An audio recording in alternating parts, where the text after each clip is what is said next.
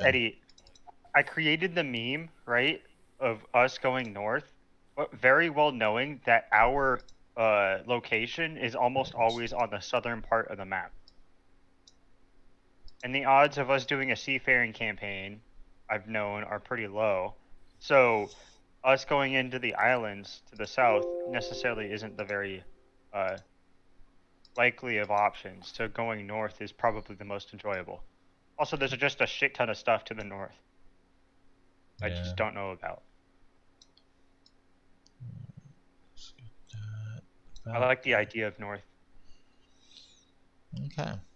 And we are Go north far enough, you'll end up south. If you go north far enough, you'll end up south on a plane that is a plate. Well, I mean, actually, because if when you hit the edge, you'd have to turn to the east or to the west. But regardless, if you kept going in that quote unquote same direction, you would end up at the south eventually. Well, actually, no. Like, so Theros is literally a flat Earth. You will literally fall off of a plate and into oblivion. Right, but if once you get to that edge, you can't continue going straight, so you'd have to go one way or the other. And if you continue going one way, you would end up to the south. Yeah, if you don't get caught by the waterfall. Yeah, if you don't get caught by the waterfall. Yeah. That's what they made flying for. For the landfall. Alright. I just need a magic jammer and then we can go off the edge. Oh, fuck yeah, dude. I want a Space Jammer quest. I want a Space Jammer. Just randomly Eddie, Space Jammer. Can we have a Space Jammer campaign? Man, look, we can't even have Dragonlance right now. I don't know if you guys heard this.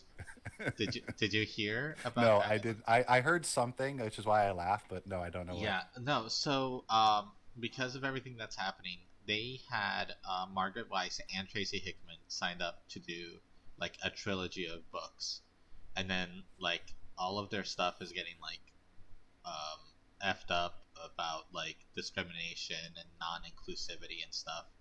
And so they like said, "Oh, your books aren't inclusive enough," and canceled the contract. So Margaret Weiss and Tracy Hickman are suing Wizards of the Coast for like $10 million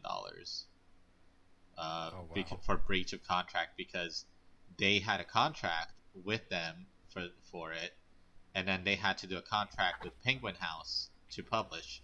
So because Wizards of the Coast pulled out of their contract, it's causing them to default on their Penguin House contract, and so there's just a lot of ish involved with that. But in short term, long term, it probably means we won't be getting no Dragonlance ever again. Those were some of the first D&D books I read. The Dragons. The Dragons of Season series. I read. The first one I read was Forgotten Realms, Crystal Shard. That was the first book I read. With Drizzt and all them. I'll be honest with you. I actually discovered Dungeons and Dragons through reading Margaret Weiss and Tracy Hickman's books that were not D&D related, and then reading their D&D books, and then going into D&D. So Dragonlance is my D&D world. Right on. Did I ever tell you I found a box full of all my old, all of the old early 90s D&D books? Oh, nice. All the novels. Yeah. I think I have 40 or 50 of them. All right, now I'm sad. I'm supposed to have a bacon sandwich in front of me right now, but it's just ham. It's Canadian bacon. Ah, god damn it. That's not bacon. Damn it, Canada. It's not American bacon. Canadian bacon is pork loin anyways, and pork loin is ham. Technically. Alright. Well, it's amazing how much movement this thing does. Like, every time I turn around to grab something, like it's like, oh yeah, look, watch me like completely twist around to grab something. Anyways, okay, so we kind of had like an ambiguous plan, with the exception of knowing that we wanted to go talk with the dude. So Yes. let me get a new window. And that So- is actually exactly where we were talking about it right before you logged on, and that's exactly what we were starting to talk about when you popped in, Okay. minus the seafaring digression. Yeah, I am 100% expecting you guys to want to go to the sea, so I am mentally preparing myself for that. You can't give me a swim speed of 60 feet and not make me go in the ocean. I know, and also Yeah. Theros. It's sort of like, hey, let's have a Greekified adventure. No boats. No boats, just no boats. Who Yeah, the fuck- exactly. It would help if we had a disciple Oh. of Thassa, but Eddie, You have a fucking storm sorcerer who's also a semi-royal descendant of a pirate clan of minotaurs. We'll be fine. Eddie, Yeah. I'd like to talk about my magic item. Okay. Well, you can talk about the magic item while I'm trying to get anything to Yeah. happen on my computer. Can right my now. dancing sword not be a long sword? Because it's the only magic item you've given me that I can actually use in combat. And I can't use a non-dexterity based weapon very well. So, Yeah. Let's hold on. I was just hoping for you can give me any finesse based weapon, but give me a finesse based weapon. I don't care. You can make it a curved sword for all I care. Hold on. I don't care. Give- Just give a me- long sword. Just Give me a moment here. You now have a dancing rusty spoon. Enjoy your dancing rusty I have a spoon. dancing dagger.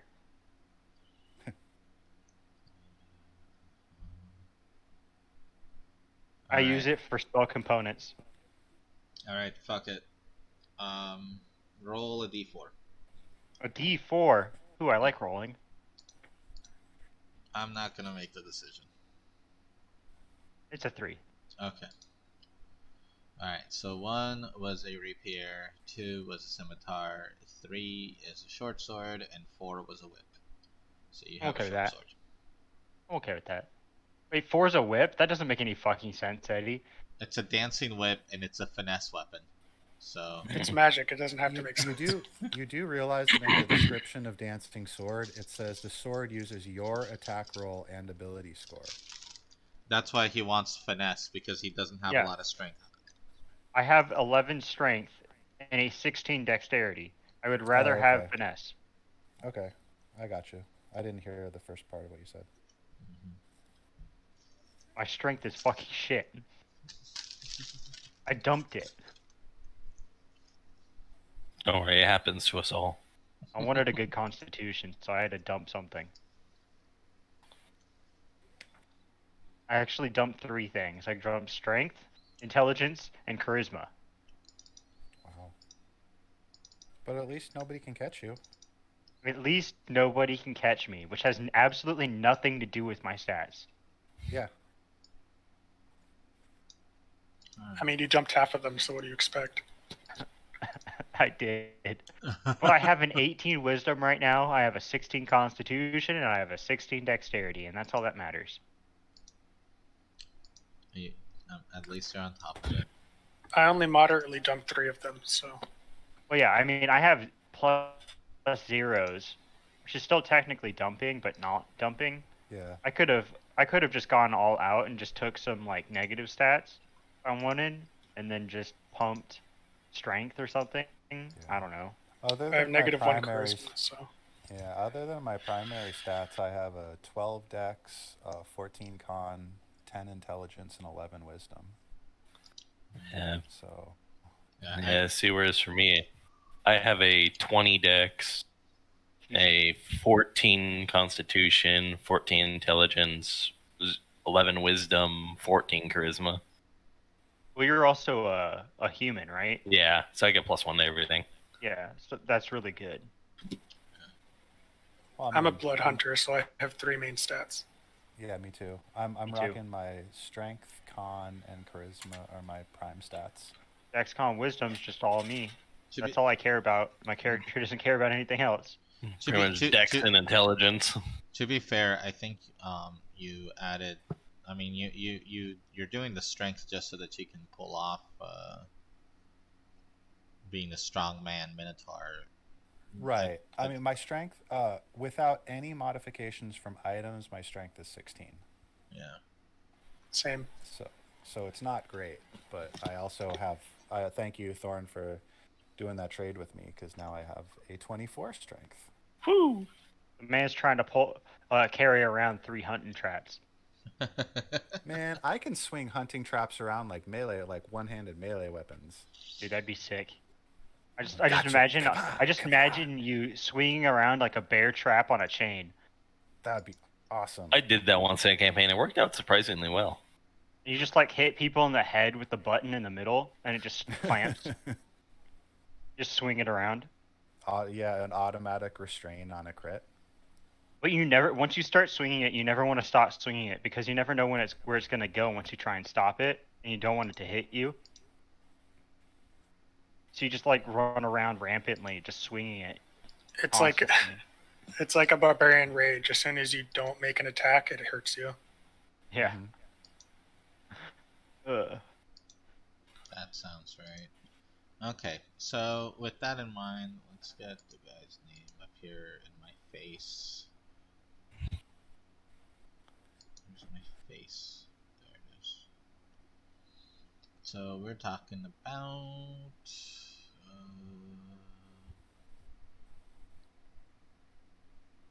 Nikio. That's right, that's his name. Nikio! Wow! And I got some messages while I was getting ready, so I did not respond. Let me save some. So you were asking about what the plan was, and this is Argos's idea. So right now, if you don't mind, we could all be at my house and talking about this before After the morning run. After the morning has run. to be. It has to be. And did anybody want to go for the morning run or do the meditation this morning? Yeah, I'll join in the powwow. Right on. I love getting new. I will run, people but to I the will not meditation. meditate. Gary, of course, does join. Fuck the gods. Okay. So anybody who did the meditation can have 13 hit points. Because we read some Minotaur poetry, and I inspire you to be extra healthy. And also, you can breathe water if you attended the meditation. All right. So 13 temporary hit points. Oh, yeah. Dion doesn't need it. He doesn't get hurt anyways. Too bad that now I have Inspired Leader 2, which is what I'm calling it, where everyone who has temporary hit points gets advantage on their attacks. Oh, hell yeah. It's a sneak attack all the time for me. Yes, sir. You're probably gonna have to do it again eventually if we're taking a boat ride. So It's stab and dab. I'll miss out on today's. I'm fine with that. We just need to get you boots to water walking. Dude, I want winged boots again. So Eddie can swallow me whole with a giant purple worm. I mean, you were right there, and it popped up. It's just. Do we have anyone with the water walk spell? Yeah. I mean, I think I can technically take it. Let me check. And then ask him, tell him what we know about Valerian, which is that he is in league with forces trying to return the dead. I guess I could take water walking. I mean, we don't need it. I just wanted to know, just in case. Well, I have access to it. I'd have to take like an hour to swap my spells, though. Argos states that Valerian returned What? at his returner hideout. Oh Lord. Is that what the fox said? Alright. All right, I had to make the joke. So we have a Fox network now. Oh no, it's just foxing. You just fox people. Eddie, don't ruin my All right. Conjure Animals Fox network, all right? Summon like 15 of those fuckers, all right? You can fox 15 people at the same time. Yeah. Go find Gary. I don't know where the fuck he went this time. I need 15 of you. Go find him. Are you just gonna start a postal service with your foxes? Apparently. It's It's gonna be called What Did the Fox Say? Each one is named after the different sound effect in the song. Yip yip yip yip yip yip yip. That's literally all. That's the sound effect they make when they're dialing up. Yeah. They have keyboards on their backs. You just push buttons, and they connect to each other. It's Fey magic. Don't question it. Don't question the Fey magic. Ooh, woo. All right, hold on. I'm back for a second. I hate this fucking shit. It keeps disconnecting. It keeps not being able to find my wireless network, and it's driving me fucking insane.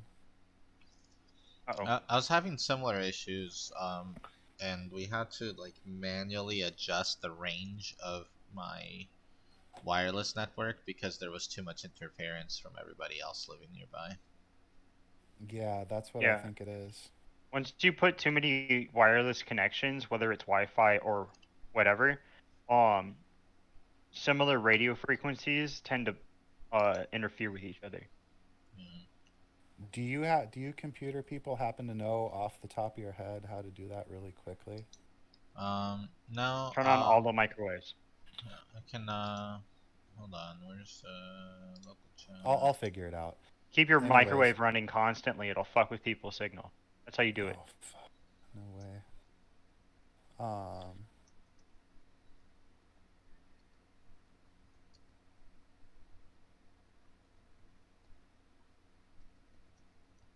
Anyways, so what I would like to do is, while I have you guys, is go there.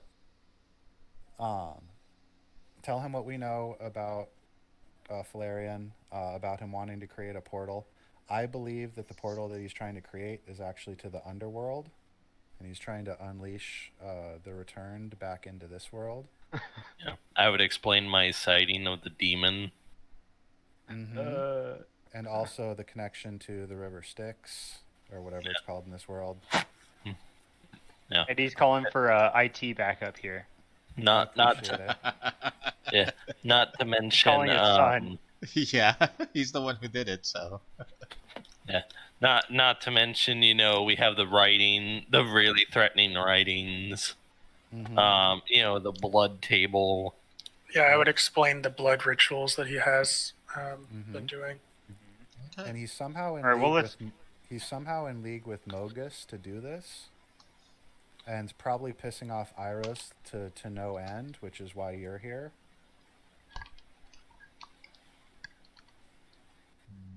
Yeah. But anyway, Yeah. I was saying to them before you logged on, Eddie, that according to the book, I don't usually read ahead in the book because I don't want to have unnecessary player knowledge. Mm-hmm. But I did read the section on Minotaurs because I think I'm a Minotaur, so it makes sense. Yeah. And according to the book, Scophos is a relatively progressive Minotaur city. Mm-hmm. It's not completely dominated by Mogus. It has different cultures. It has different gods. Karanos is worshipped there. Iros is worshipped there. Karametra is worshipped there. It still is pretty brutal. It's still bloody and gnarly, and almost everything is either settled by some sort of sacrifice or ritual combat or something like that. but it's pretty progressive. It's the areas outside that are dominated by the clans of Mogus worshipping Minotaurs, and they're the ones that are going to attack us probably on site when we get there. Yep. Which is why I wanted to try and get us some of the free people, people that my clan used to be allied with or some such thing, and see if we can get 20 or 30 Minotaurs to come with us. That would be a large enough group that a lot of those other raiding parties would think twice before they just attacked on sight. And that would help keep us safe as we are getting to Scarfos. Then once we get there, we need to figure out what the political situation is. But if we can work it right, we can challenge his honor and force him to battle us directly. Hopefully, group on group, because I don't want to do a one-on-one honor fight. And if I get pushed that way, I won't be able to decline, because this is kind of for the honor of my clan. But that's the plan. Go rally some support, get to Scophos, and we're gonna be. I would like to be politicking on the platform of aligning ourselves with the progressive sect in Scophos, which I know there is one, but I can't remember it off the top of my head. Mm-hmm. And they wanna start opening up more trade to the outside world and stop being so, Mogus central. Yeah, stop being so isolationist. Exactly. They want to be more open, and I want to connect with them. And I want to use that as our political power while we're in the city. It's going to be dangerous. There's no way that this is not dangerous. We're going to be surrounded by thousands of bloodthirsty Minotaurs. Those guys must have been the guys that were turned away by the bouncer at the Rakdos party. That's why they want to be more progressive and look to other things, is because they got bounced at the Rakdos party. Maybe. They couldn't handle all the things the Defiler, the Showstopper, and the Lord of Riots could handle. Hey, all Minotaurs respect honor, and all Minotaurs respect blood. And almost all Minotaurs are Rakdos. Yeah. Colors. They're all red-black. Almost all. Some of them are white. I think there's a white Minotaur out there. Yeah, there's a few. There's a few blue ones too. There's some good guys out there. I'm blue-white. Blue-red, I believe, if you're Karanos. Yeah, blue-red. Yeah, blue-red. So very, very much about passion and intelligence. Yes. Very mercurial. Yes. We're still all the colors, aren't we? Right? Our party is just every color. The Rainbow Coalition. Yeah, the Rainbow Coalition. Yeah, because you guys are, the only thing you dropped was the red-white. But that's covered in the white-black and then the red-blue. So. Well, I mean, just the people present, like. Yeah, that's what I mean. Okay. Yeah, you guys cover all the colors because you go red, blue, and then blue, green, green, black, black, white. So but the what do you guys? But the what blue. do you guys think of that plan? Yeah, blue. Yeah, sorry. The red and the white are kind of like the outliers. That's like the edges of you guys. Isn't the black an outlier too? We have double black. Oh, yeah. We do have double black? You guys have double of everything except for the red and the white. Oh wait, we do have double black. Yeah, so we can summon Liliana if we want. God damn it. I cast this for free, Eddie. I cast it for free. Oops. Okay, get Lord Rakdos out of here. I have Crick on the field too, so I just pay life instead of black. God damn it. Okay, wrong game. So if the plan goes the best possible way and we're completely successful, my clan's honor will be redeemed. Hopefully, I will be elevated to chief of the clan, and we'll have 2 bases of operations. We'll have one in Miletus and one in Scophos. And we'll have stopped Valerian, which is really the big point. But, you know, That's subjective right now. personal honor. All right. I'm all for it. Anything we can do with Valerian is my goal at this point. Yeah. Valerian day 3 so my character's going to destroy him. Yeah, you came If in and only it's like you- it's like already kind of fucking with everything, and you're like, yeah, no, let's go. If only you knew my secrets. Well, now would be a good time before we go in, and now would be a time where a secret could really make a big difference. Yeah, but now's not the right time. Unless it is. Unless it is. You And see, if it isn't, you then see about the lose. right time. What makes the right time is the last possible moment when nobody fucking knows what's going on, and you just drop massive knowledge. All right, that's the Or right you- time. No, the right time is when it's most relevant, so you can avoid the crisis. Exactly. But if my friends know about it beforehand, then it's not the right time. You don't want to give it away too early. I do not. I mean, sure, you worship your god however you want. I'm not gonna. All right. So, with all that in mind, I already got. Yeah, got that. Got Holy that. crap! Scophos is all the way Jesus, it's all the way up It's there. That's the other Oh. reason why I don't want to go over land. I just pulled 'Cause the it's map out. It's a huge journey to go over land. Yeah, it would take forever. But think of the adventure. Think of the death. Yeah, think of all of the I've already city been guards there. we're gonna have to bribe and all of the stuff. Plus, I mean, That's what the rogue's for, right? I don't think there's much of a I chance. don't we're gonna bribe, be I getting- just stab. That's the point. Are we Like, gonna I'm go? an assassin, not a thief. That's the point. We kill the guards. We don't give them the money. Are we gonna go up the river to Akros or go completely around directly to Scophos? My plan or my idea is take the river to the west coast and then sail up the Siren Sea, the west coast of the Siren Sea, past the Ashlands, and then make landfall kind of perpendicular to, or not perpendicular, but where those islands are to the north. That's on the same latitude as Yeah. Scophos. But Kind that's of not land there and go inland. Thorn doesn't have a bad idea though. As a backup plan, we are the heroes of Data. So if we do need a backup plan for a boat, I'm sure we could go to Data. The Sure, Data yeah. Harbor. It would probably be less applied and lesser manned, but it's still a boat. Yeah, well, Yeah, I mean, it's a good backup plan. hopefully we'll get at least we're gonna need at least one boat, and hopefully we can get some more. But whatever the best route is, I'm not really concerned. Anyways, Um, let's go see the council now that everybody's here. And Okay. we've already spent an hour talking before we actually started playing. No. I mean, this is all part of the gameplay. So. yeah, Okay. yeah. So you guys as the concerned citizens show up. God fucking damn it.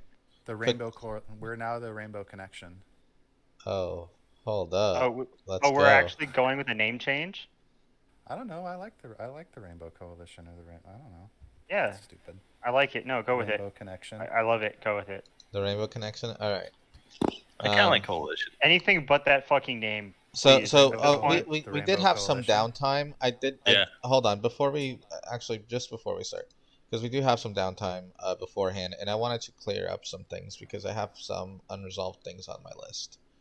Okay. The dragon head.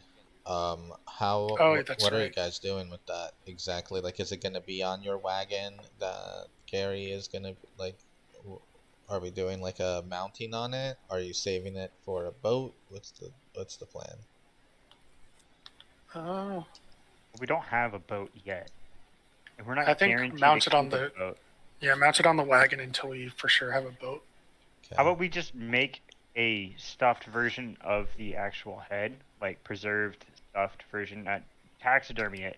Oh, And I already then- preserved it. It's not gonna Yeah, rot. yeah, yeah. So but maintain its like complexion, you know, like real like hardcore taxidermy, you know? Get And it then done when we right. get to a high enough level, we can cast animate objects on it. Fuck yeah. And then we could use it as like we can mount it on the cart for now, but like it's in a state that we could like I don't know, make a figurehead out of it for a ship or whatever.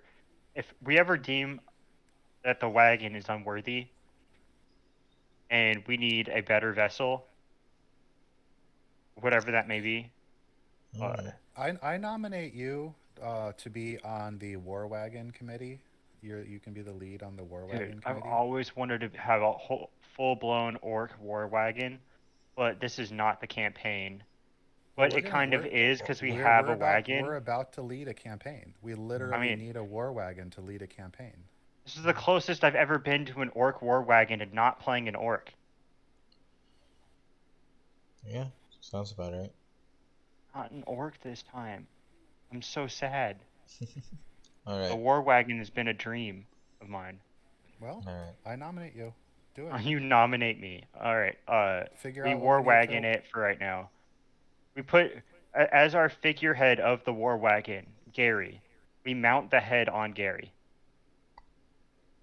I'm going to take away your nomination if you're not going to be serious. Gary goes, "This is too big for me. Can I get a smaller helmet?" Who says you were putting it on your head?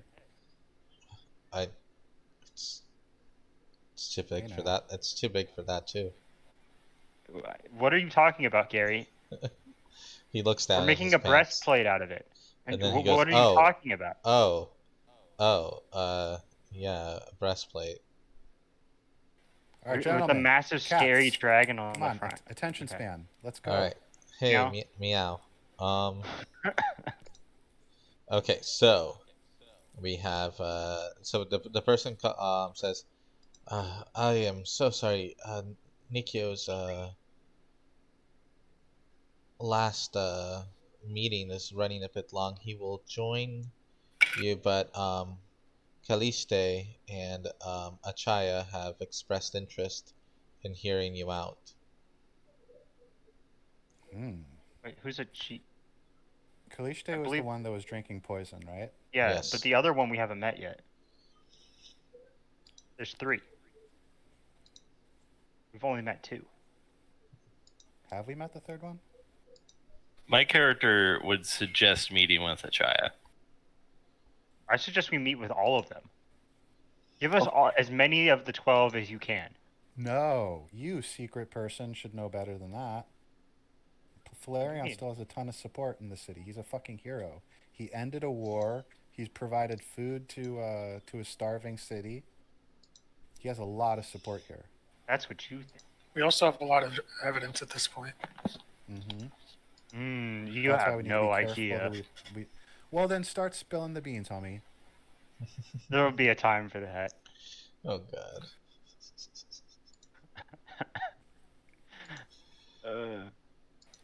I'll go along with the meeting if you guys want to. Yeah, I go want to be along. careful about what I say. Fair enough. Says the guy that's always careful about what he says. Let's see. Sometimes he's not. Except that one time, Eddie. It happens. I revealed the secret because I didn't know it was a secret. Eddie kept that a secret. Yeah, I did. I secreted the secret of your secret so that when you secret, I secret while you secret.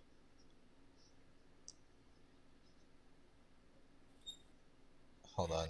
I think I looped it too much. I win. Damn it. Checkmate. Alright.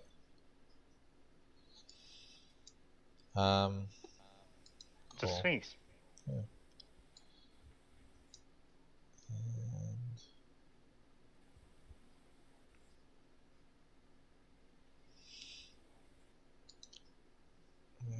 Is that the council? Yeah, I'm bringing them out. We bring the wagon into the council. Look at our horses. These are our new ones. Yeah, the old ones died. Yes, they did. It's a shame we lost our friend.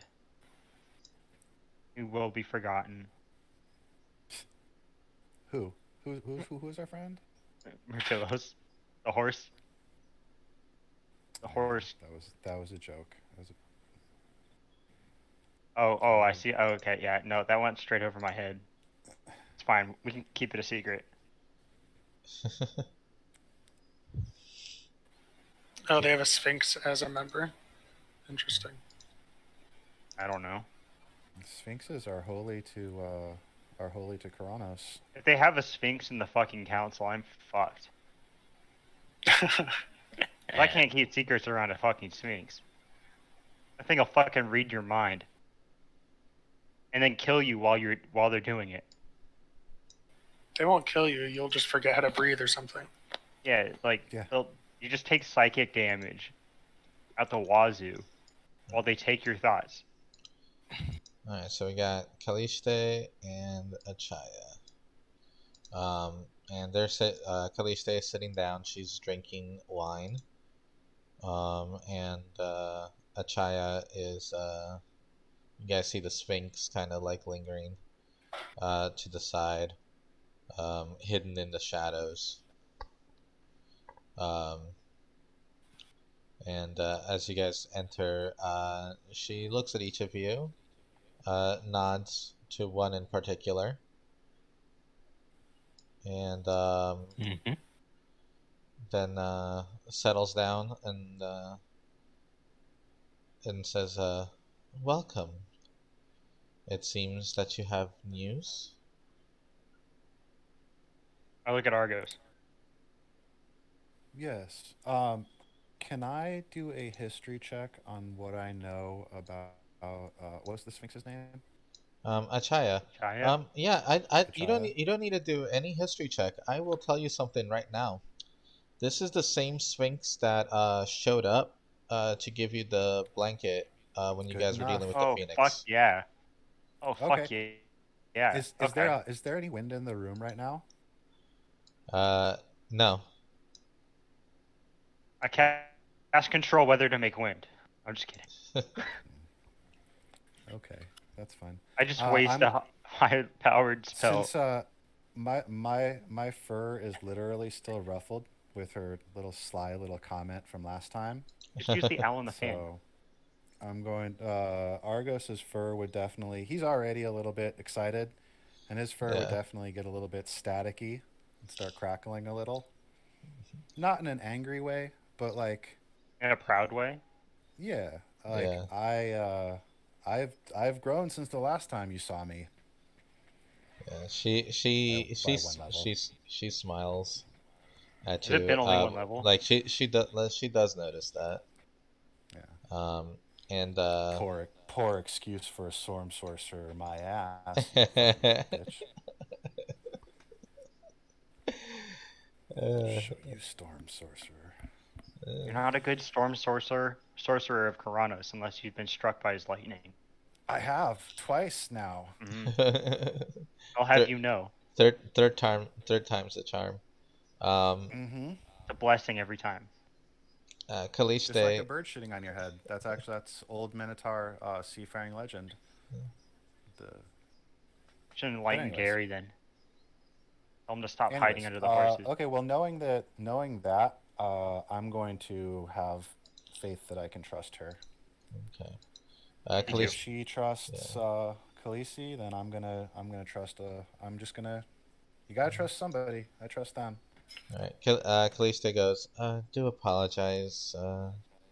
It seems that Nikio's running a bit late, but do get started. We will fill in the back end for him when he does show up later.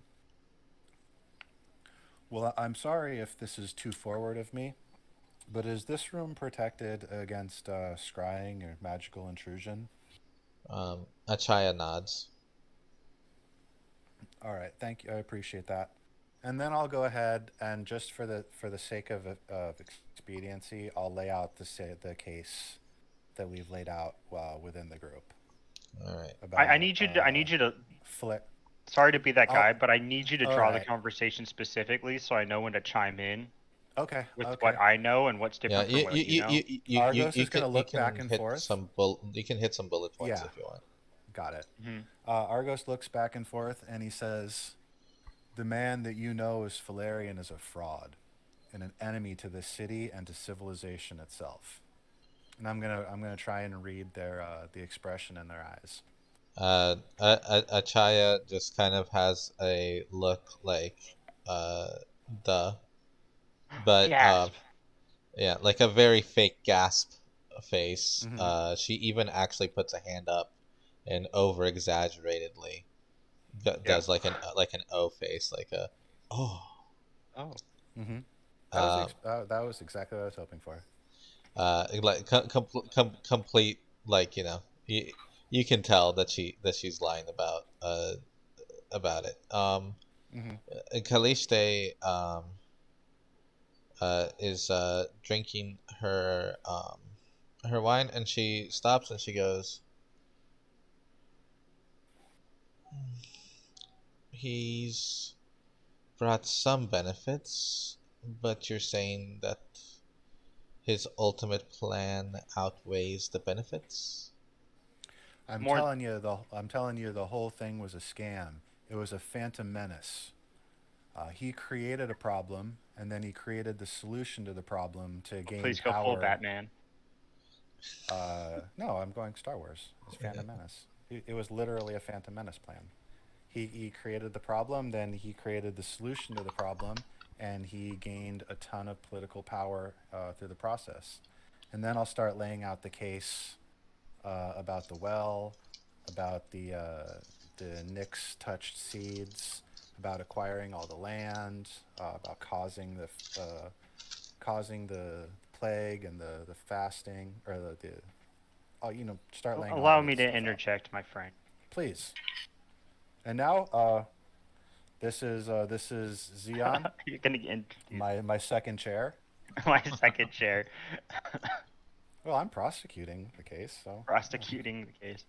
Uh, agreeing with what you have so intelligently implied, as well as what my friend have stated, there has been severe crimes that outweigh Valerian's uh, good deeds, and Xeon puts up a couple toes or fingers and air quotes.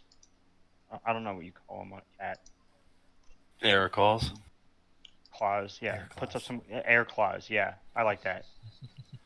Air claws TM, now trademarked.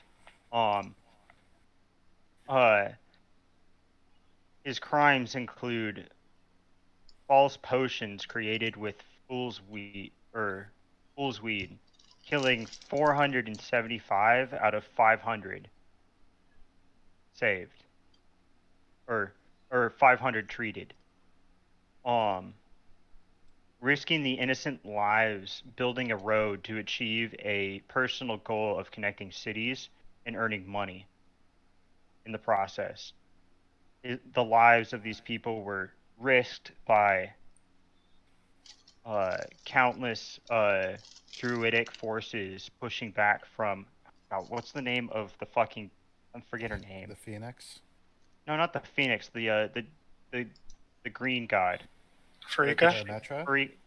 No, not Oh, night. Frika, yeah. Frika, No. yeah. Not No, no, Oh, the mono Carm. green. he Nylea? means Nylea.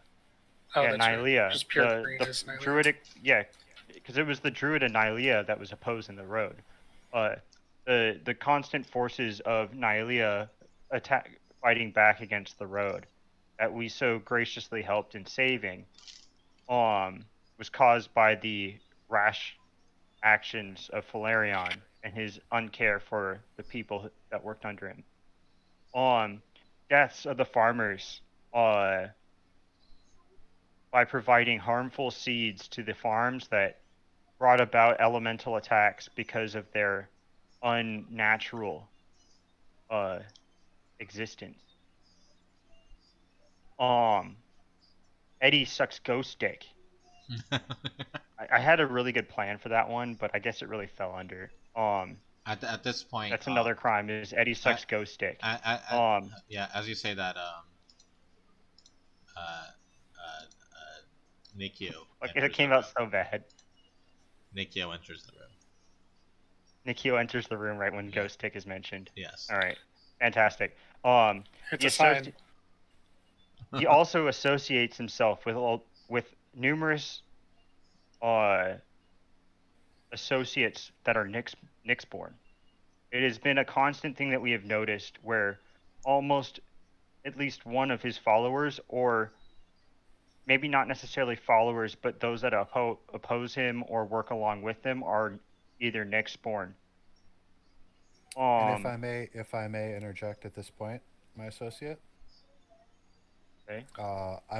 We've come into the possession of certain pieces of evidence, which indicate very strongly that he is both either returned or undead himself, and he I haven't got there yet. And he was. I know, but I'm going in things along. chronological order here. I know. I was just moving it along. And his ultimate goal, we believe, was to open a portal into the underworld. I was only halfway through my list. I'll also step forward and use minor illusion to make a mini version of the blood altar that we had seen in his house.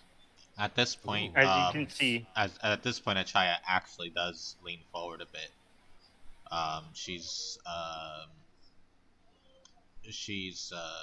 There's a look on her face that is mysterious, but it seems concerned. And in order to achieve locating this specific location, he had to get there through unnatural means, like drilling through the earth, which Atheros confirmed.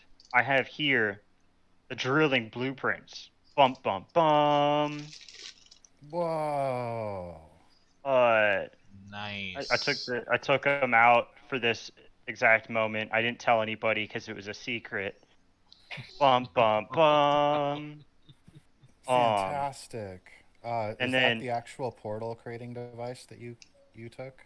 The blueprints that we had that Thorn was keeping, and then I put it in the bank for what the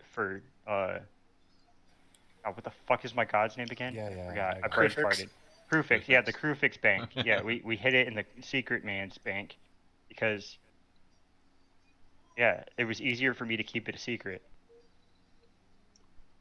Nikio nods and he goes, I see. And then, oh, sorry, go ahead. He goes, Caliste, you've worked with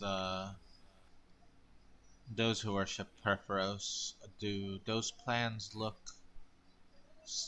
accurate as a device?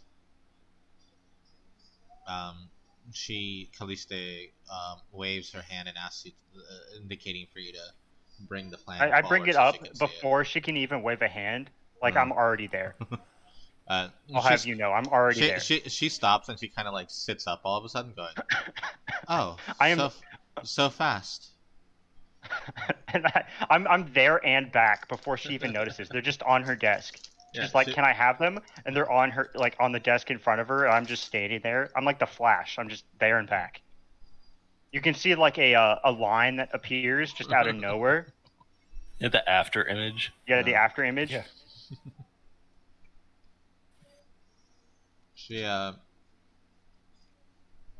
She starts looking over the plans. Achaya moves forward.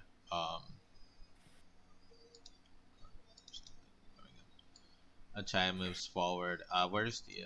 Can you draw a little square of where you have the illusion going, Thorn? I just put it on the table in front of them. If I assume they have a table or something. No, they're just kind of like on open seating. Then it'll be like in front of the chairs. Okay. Yeah, so she moves forward and starts walking around it. Her tail caresses Tiris's face as she moves around. kind of like in a motherly way. Weird. And then she stops and she says, "Well, it seems like somebody has made some progress." She glances over at Argos. I nod.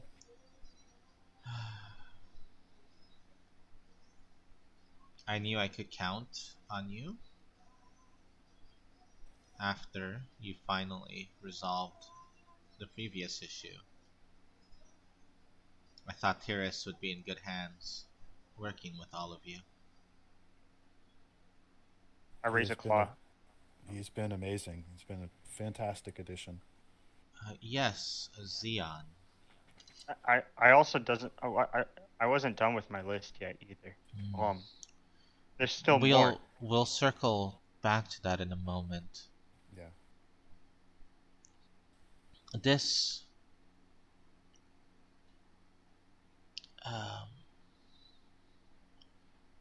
is not just a table for returned processing. This entire device, this abomination that you have spotted, she's indicating to the illusion. This is a magical device that traps souls. I'm furiously writing notes in my book. Bum bum bum. I knew it was a goddamn phylactery.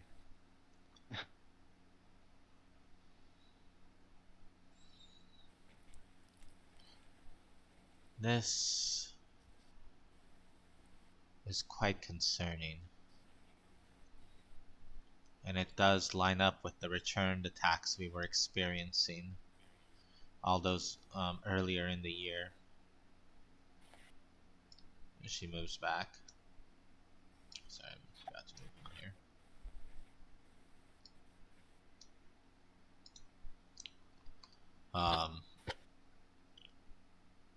Caliste is still studying. Nikio goes, "You said that there was more evidence of Valerian's misdeeds?" Yes. Not only was there return that was so ungracefully coming back, but also the water, and not only the seeds were harmful, but the water that was irrigating to the farms and neighboring lands that Valerian so graciously, air claws, provided was from Atheros's river, which is where the drilling was, or where the drilling was also reaching to. This altar room, or I point to the image, was also located next to the area that tapped into said river. Go ahead. I was going to say, at this point, I would like to interject. Also, I witnessed in the room near where the drilling was taken, a demon was present, intent on summoning more entities. Indeed. Actually, I don't have anything further to say on that. You literally said everything I was going to say next. Sorry. Yeah, I think we covered all the major points. The only thing we didn't cover is there was another what big thing. happened to the common public. Not necessarily. There's still some more. There's the plans of the return. The plans.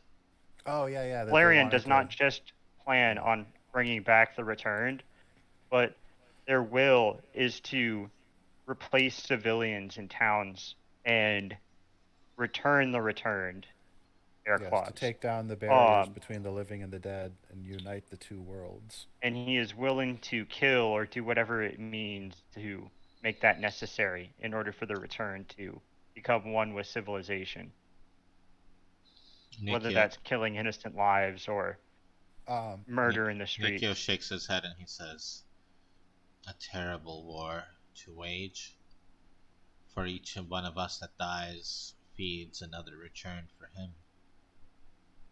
And then to Indeed. my friend's point that he just mentioned as well, in order for us to acquire these blueprints for the drilling, a rivaling team of adventurers they may have been, but not or no inherent ill will that we had towards them existed. What the fuck was their name? The common common public. public. The Yep. common public worked for coin under Valerian for a short time to seek out these said plans for him and met their fate to an unexpected sort that we possibly think could be returned. And now, I'm going to. So there's two things that we haven't brought up that are kind of What's pivotal. happening next? No, we haven't brought up Farika, the Temple of Farika, and the events therein. I did that last time. I revealed the but we secret too haven't. early. We haven't. I don't think we've tied that all together with that, and we haven't talked about Karametra. Well, I mean, I'm a little touchy on the subject. That we had of Karametra. I'm a little touchy on the subject because Eddie said I spoiled the secret, so I just don't really talk about it anymore. His character doesn't. I do. I do. All right. So yeah, go ahead. You talk about it. I'm gonna bring up those subjects as well. I got a lashing for that. Oh my god. Nikio goes, I see. It's quite curious. Mogus's behavior is different than expected as well. How so? I wouldn't say it's Mogus's behavior necessarily. We have reason to believe that Valerian is providing some sort of manipulation, whether it be magic or astounding charisma. We do not know the actual means, but it seems that Valerian's the figurehead, and he's currently working as a head of the family. I actually don't know the clan name. Can you chime in, Argos? For my plan? The leader. Well, no, the fact that I don't know what clan he's leading right now of Minotaurs. Well, I mean, I don't either. All I know is that he decided to shit on my family's home in. Yeah, he's shitting on his family. That's why we're upset. I just point at Argos. He's like, yeah, he's shitting on his family, and that's why we're upset. And he's leading the Minotaurs in order to influence Mogus. Yeah, he's retreated back to a stronghold where he believes that he can get support because we essentially stopped his first attack, or parried his first attack, anyways. And now he's retreating. All attacks so far. Yeah, to be fair, I'm sure that he's got other plans. But let's not forget about the harpies. He's retreated back to a stronghold where he thinks he's safe, but I think we can get to him. Now here's the ask. We need a couple ships. We need crew. A couple. I'm starting big. That's how you do a negotiation. Okay, go ahead. Continue. And we are going to sail for the villages of the Free Minotaur clans, and we are going to use my clan, the Keelbreakers name, to rally support. And then we are going to sail for Scophos and put an end to his designs once and for all. Indeed. And then if they want to go into more plans, I'll tell them it's the basic outline, but it's pretty flexible right now because we're still not exactly sure what we're going to see on the ground. Calliste suddenly stops and goes, amazing. This is a real plan. This would travel all through. This does not make any sense. How can this exist? I'm confused. Is she happy or not? I think it's very neutral. I think she's just in shock. I think it's more intrigued than anything. Nikio goes over and looks at the plans I have and a shock. says, "Huh?" Nikio goes over and looks at the plans and he says, "I see. So these are the real thing." Bum bum bum. Sorry. He looked at the plans. So we had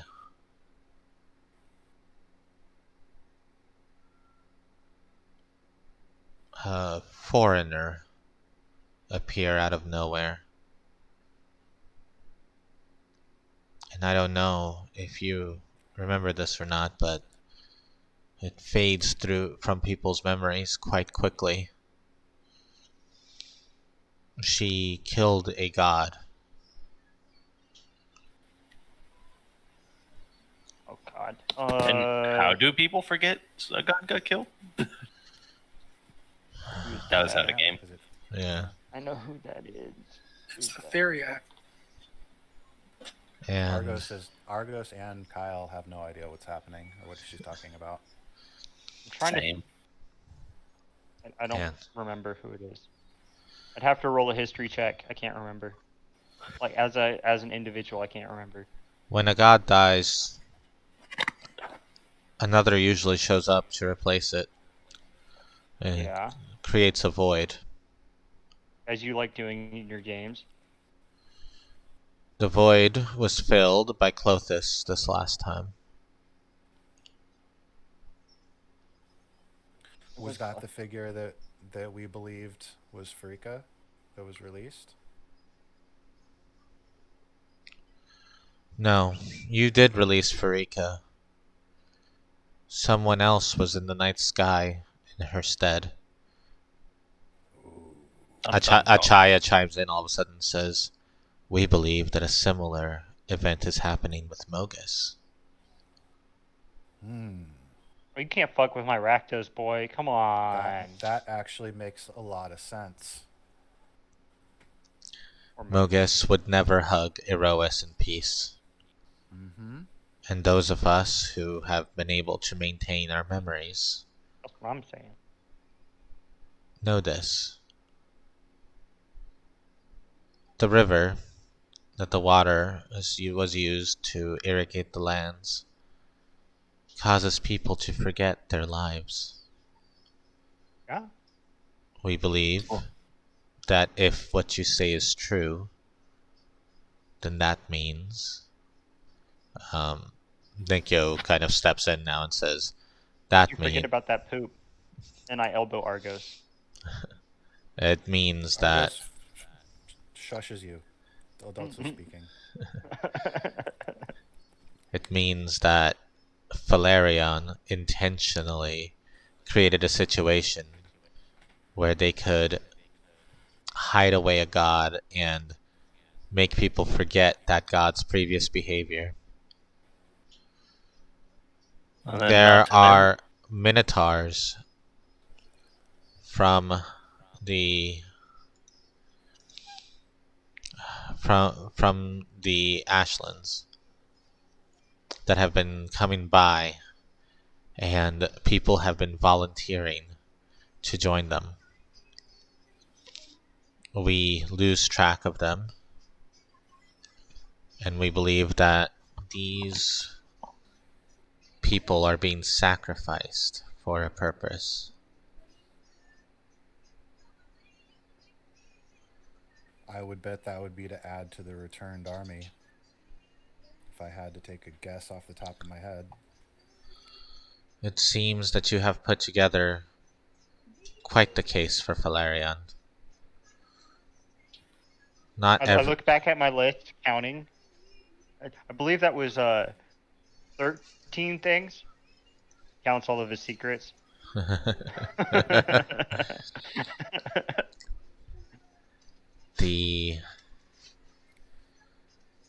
This is quite troubling. Unfortunately, there's others in the 12 that... And he looks over at Kaliste and Achaya. And he said, he says, that are on his side.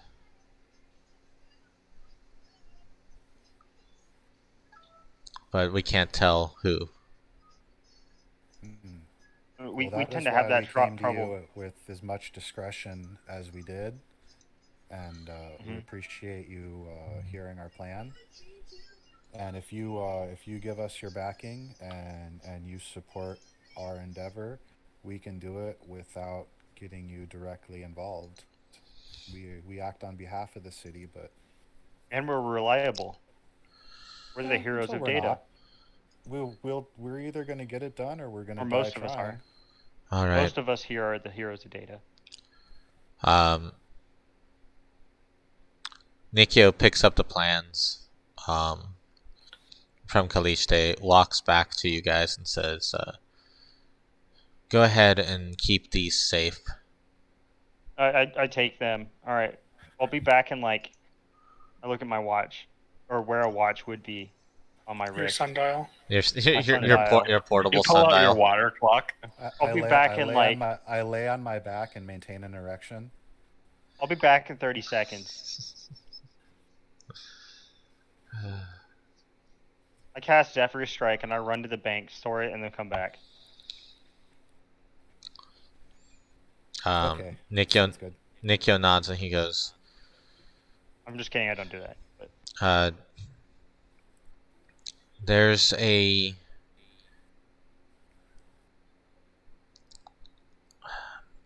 an expedition leaving from Data Harbor soon. I can assign a boat to you with some crew to run it, and you can use it. Currently, it seems that parts of the Siren Sea are disappearing.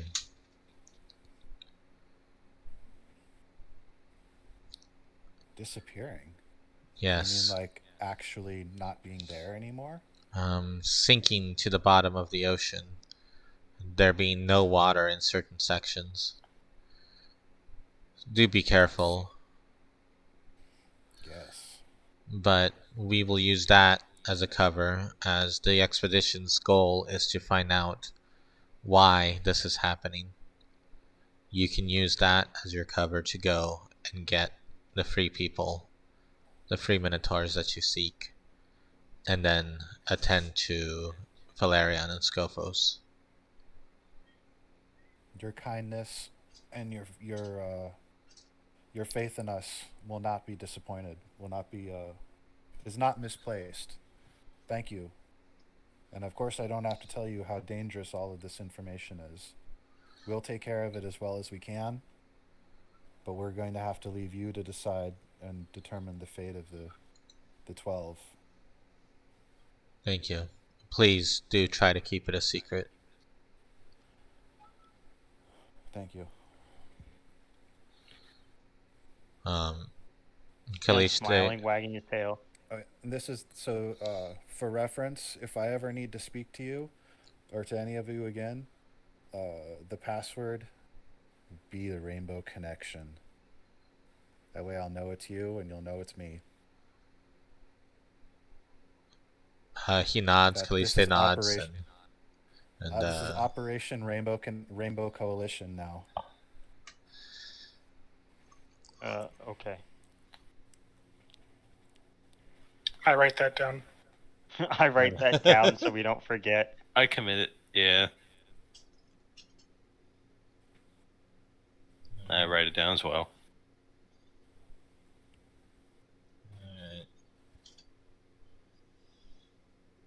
Well, I don't feel that any more time needs to be wasted. The sooner we can move, the sooner we can have at this. So you said you didn't go and do the joke run, right? You're gonna hold on to it until you guys leave, right? And then go and do it. Okay. I just wanted to make sure. Cool. And then. But we are as soon as we leave this, we should take that back over to the temple and Yeah. make sure that it's stored again.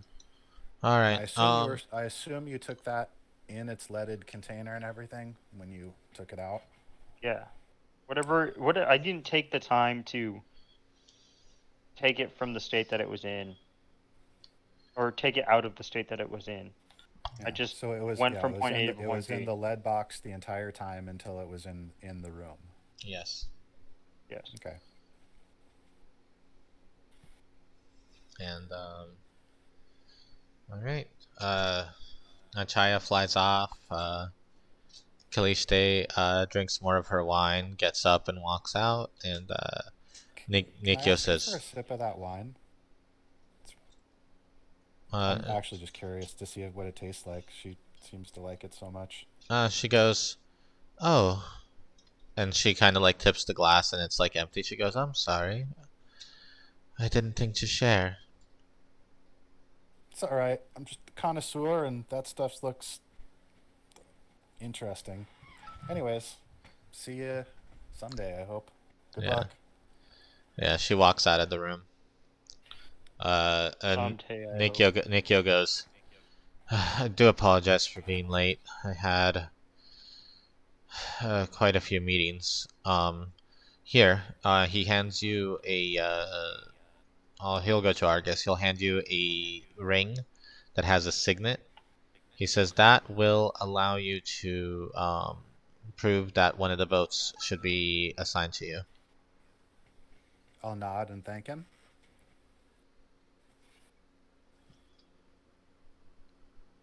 Then I'll shake his hand with both of my huge Minotaur hands in a very, heartfelt eye to eye handshake. Okay.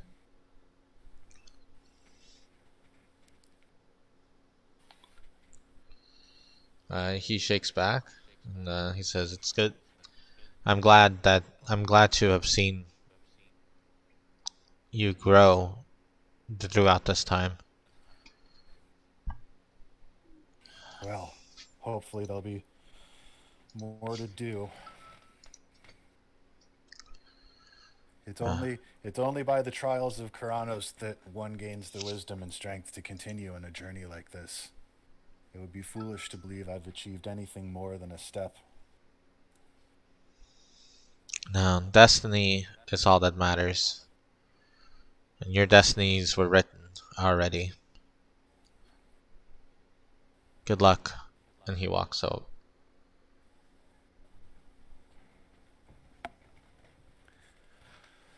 All right. Let's go start a war. Sounds good to me. Mm-hmm. Okay, you guys are gonna have a little bit of time, but then it's an almost gonna require a straight shot over to Data. Sounds good. So I have. Was I able to get the custom splint armor that I requested? Yeah, you said that it was just gonna be regular, but what was the customization on it? It's just optimized for a Minotaur and then aesthetically to make it look nice for me. Yeah, totally. That's perfectly within reason as well. Yeah. And then I also had the thought, and this is an ask, but could I have found an artisan that's capable of modifying my Mariners into Splint, so it would be Mariner Splint? So the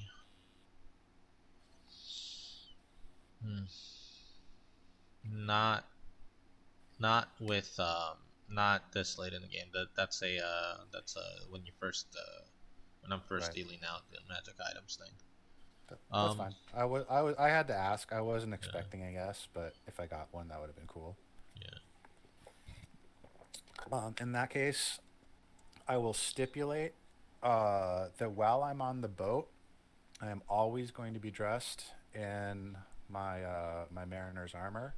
Wait, did they confirm the boat and stuff like that? Yeah, I don't. we're heading out with a group of other boats that are going to look at the holes in the ocean, and that's our cover story. So yeah, we've got a ship now and a crew. Sounds good. Just one. I'm also going to say that before we leave, I'm going to purchase a journal and begin writing like my life story and everything down in it. Just because if this guy has a means to wipe people's memories, I need to have a way to get it back. Yeah. Ooh, that's good. Yeah. Speaking of purchasing things, about Gary. I'm gonna run to the restroom real quick. Yeah, go for Eddie. it. Yeah, he ran and he did get the stuff you foxed over to him. Well, we All need, of it? Nope. Let's see. Need to try and find it. that's a good question. We need to ask Gary because this is going to be the most dangerous thing we've ever done, and I'm not going to drag Gary along unless he knows all the risks and he knows. Yeah. You You 'cause guys it's have very likely that one or more of us is not coming back. let's see, 10 quivers of arrows, the tents, the cooking tools, feed for the horses, the new horses, and rations. As far as potions go, no potions. That's the only thing. Okay. I could make some. I can buy supplies and make them while we're on the boat when we need them. Yeah. The other Depends on how much they cost, though. The other thing as well for Gary is he also got you guys all sea outfits, Yay! and he also went and got all of your bags. Whatchamacallit, waterproofed. Nice. Cool. I love Gary. He is a great page. And back. So just to add, your bags are waterproofed because Gary went and got that, and he also got you all sailor outfits. Okay. So I will very happily wear my sailor outfit if I can wear the mariner armor over it. Because it's just a breastplate, so I imagine I can just put that on. oh yeah, over clothes. definitely. What does a sailor's outfit entail? Just a puffy shirt? Here, let me get the movie reference picture. Okay. While you're doing that, we have seven potions, so we can get supplies, and I can make more. But it depends on how much we want to spend. Let's see. If there's anything we want, we should probably get it now. I mean, if it's I would- available. I'd say potions of water breathing if they're available for. I have the water breathing spell, and I also cast it every day ritually, so I can get the entire ship's crew. So just to confirm with you, Eddie. So you said the potions he did not get. So he got rations, feed for the horses. Did he get the 10 quivers of arrows? Yeah. What about tents? Yes. The current kind? No, Greeky type stuff. Oh, so past tense. Okay. Yeah, past And tense. then- tense. Yeah. So cooking tools or some sort of means of Yeah. utensils and things of the sort for the group. He also got specifically for use on a boat, so like And then so that it can be like, separated. Did he get anything for himself? Yeah, he also has a sailor outfit on now. I meant like not that, but clothing's fine. But did he take care of himself? Yes, he has stuff for himself. Okay, like potions that he uses for his antics and things of the sort. Yeah, I have. Let me see, where's this thing? I put assorted potions on there because I don't know what the fuck Gary uses sometimes. Because sometimes Gary just pulls random ass shit out and throws it. Yeah. Yeah. I just put it. I went back and I added his stuff on there. I know I said potions twice, but what I meant by assorted potions is just literally I'm willing to throw in anything to improve Gary's antics, if he so chooses. Yeah. Let's see who's. Even if it's like a bag of ball bearings or something like that. Like, fucking I throw thought those that. ball bearings, bro.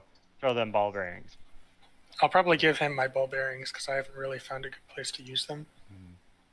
Gary, you have nothing else to. Your life is ball bearings now, Gary. Live your life. Here, have 1,000. Alright. Here, have Oh, 1,000. And Gary can keep that sentinel shield. I'm not going to take it. I did buy a shield of my own, but it's just a regular plain shield. Okay. And I'm gonna have it artistically, aesthetically styled to match my new splint armor, which is also kind of aesthetically to match the helm of brilliance.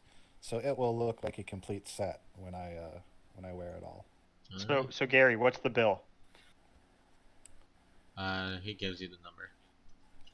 He gives me the number. What's the number, Eddie? I'm not gonna open up the book and get it and look it all up. It's annoying. Okay, so tell me what I'm paying for then. The You're- rations, the arrows, the tents, the cooking tools. I don't know what the price for a tent is. Fuck. It should be in the book, I Alright, I'll figure it out while we're fucking on the sea or something. I don't know. think. There you I'm go. getting my book. For me, it costs 25 gold to make a healing potion, right? Yeah, well, we didn't get healing potions, but... For you. to make Oh, one? you're talking about making them. Never mind. Yeah. Ignore me. I believe it does it use up the whole healer's kit to do it, or only uses of it? Because each healer's kit has 10 uses. If you have the healer's kit, Probably I believe. that. So I'll just buy like 2 more kits. I don't know how much that is. I'll check it right now. I think you're in the ballpark. I think it's around 25. But that doesn't really help.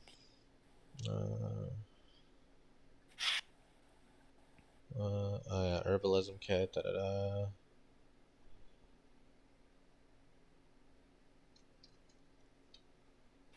Oh, they're actually just. Are they just 5 gold pieces? Oh, yeah, it's not that much. It's definitely money, but it's not like. Yeah, I'll just buy 5. So I'll spend 25 gold to get 5 of them. Let's see.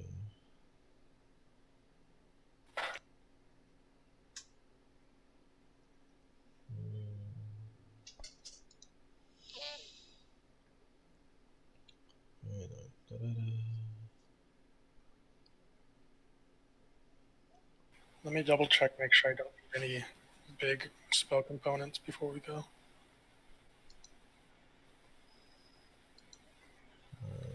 And then, so yeah, you guys travel up to Data, and let's see what happens there. Let's see. Travel into Data. Oh. So Gary's down. He knows the risks and he wants to be a part of this. Yeah. All right.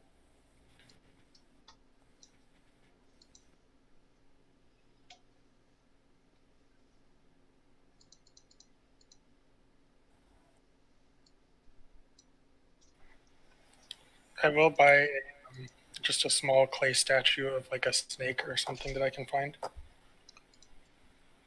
Okay. However much that costs. Small clay. 15 gold. Cool. I buy a couple extra daggers. Alright. Eddie, Yeah. I can't find where the tents are. Alright, give me a moment. I just got Google it. I got it. I'll do it. Okay. Tents are 2 gold pieces for a 2-person tent. And would we want to share group consensus? Do you want to share a tent with somebody or not? I'm big, so I'm gonna take a tent by myself. All right. So You said 2 gold per tent. Yes. We'll just get. We have enough room for a tent, right? We have what? 1, 2, 3, 4 people. Yeah. I think Gary is 4 fine. tents. Oh yeah, 5. Forgot about Carrie. Let's So, what do you need to build us a war wagon? You need a wagon for the base, which we already have. Is that sufficient as a base to build a war wagon? Okay, are we? What kind of war wagon are we talking here? Well, I'm Like, thinking, like a wagon with a bunch of like basically cabinets on it, and it just has all of our like oh, war okay. stuff. I thought you were talking like full orc here. No, not like a assault vehicle or something, but I thought you like want, yeah, dude. When you said war wagon, I thought you wanted me to go full fucking war wagon here, dude. I mean, it might have. I mean, you might want to install like a ballista on it for defense or something like On the that. wagon. But I mean, Okay. its primary purpose would be to hold all of our equipment so that Gary can fetch all of our To equipment. just and run outfit it to with us. like storage components, some barrels. It's more like a mobile guys. stronghold than. Yeah, Yeah. a mobile storage unit. Yeah. With like enough room. Which where kind of somebody could have, like, 2 people for kind of archers was what the or whole something. point of it was. So essentially, you just want to add like a place for you guys to like snipe from on the top. Yeah. Cover. I would say replace the canvas with like wood and steel. So that way it's actually got like a hard adding cover. like a platform on top, right? Yeah. Where we have we like can an elevated halfway up platform where we have chests and storage stuff in the middle where people can still sit in the cart and stuff. Well, and the then chest, above and that, the storage can be integrated into the walls of the cart, so that becomes part of the defensive structure. You know what I mean? well, And then yeah, you could even go to the. We could even, I mean, buy barding for the horses or have barding made. oh But, my I mean, god, we're talking about horse barding now. That's expensive as fuck. All right, let me yeah, I know let me it's rack up the expensive. bill. We're gonna need. That's why I'm asking. That's why I put you in charge of the project. You go ahead and I wish we had figure out Myrtillos. all of the things that we need, and He was a then much better armored we'll horse. figure out a way to fund it once we know what we're looking Unarmored horse. Yeah, he was a better armored horse. By being unarmored. That's the. He was a barbarian. Yeah. He let it all hang out. We were good friends. We were sporting rivals, just competitive nature. But you know, he was an honorable guy. I liked competing with him. I know. Just on the note of the wagon, real quick. I was gonna say, well, I would think would be really nice, like for my character, is to install like a hidden cubby underneath the wagon, which I can hide under. So if we get ambushed, I'm already, they're unaware that I'm there. I like it. I'll support that. Hold on. Let me, Eddie, I'm gonna start drawing on your map real quick. Just bear with me. All right. So we have the base platform. We have big wheels from a side view of it, right? We have the little seat platform for Gary right here, right? And then behind this is the wagon sort of thing. So in here we have walls aligned with room with drawers. This is a very children's art book wagon right now. Yes. Because drawing with a mouse is incredibly hard. So we have first level, right? And then we have it extends upwards where it would be more covered. But instead of it being covered, it's just a separate platform with like a half cover all the way around or so for defensive purposes for right now. I don't know what the red line is. It's an enclosed cabin for the driver to give them cover as well. Okay. We need Gary. There's also like an access from the front to the inside for Gary, right? Mm-hmm. So Gary can go back and grab things as he needs it to run it to us. I wouldn't say completely enclosed. I mean, he has to be able to have the leads for the horses and things I like mean, that. But it is a yeah, don't it's a overthink closed it. We're carriage. not actually going to engineer this. This is a theater of the mind. We know what we're creating. I was thinking of angled pieces of metal to deflect projectiles, and Yeah. then also like Navy battleships where they never have flat sides, so radar doesn't detect them. It always bounces off. It doesn't You're bounce talking directly about back. radar now? Yeah, no, Okay. dude, Never we're, know. we're going full Yeah. Navy ship here, dude. Yeah. We're I going like full it. battleship. Always I, angled I pieces would of metal. I would say like taking notes from the Panzer Kampfwagen Mark IV Tiger. Oh no, In World War this II. is this is like no, like this is totally like modern day battleship mixed with modern day tanks. Yeah, no, I'm going full like always have angled metal to deflect projectiles, and then never have a flat surface so that sonar doesn't bounce back in case of scrying effects.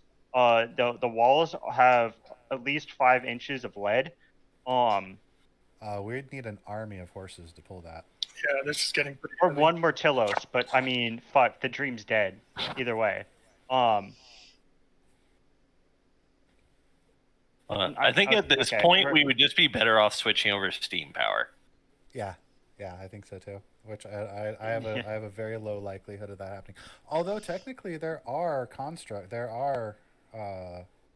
mechanical constructs in this world. Eddie, how do can I? Is there a way to select all of this nonsense so I can delete it? Or yeah, select just The draw a big dragon. square around it. ow, I can't. Select tool, I can't. I'm just gonna individually.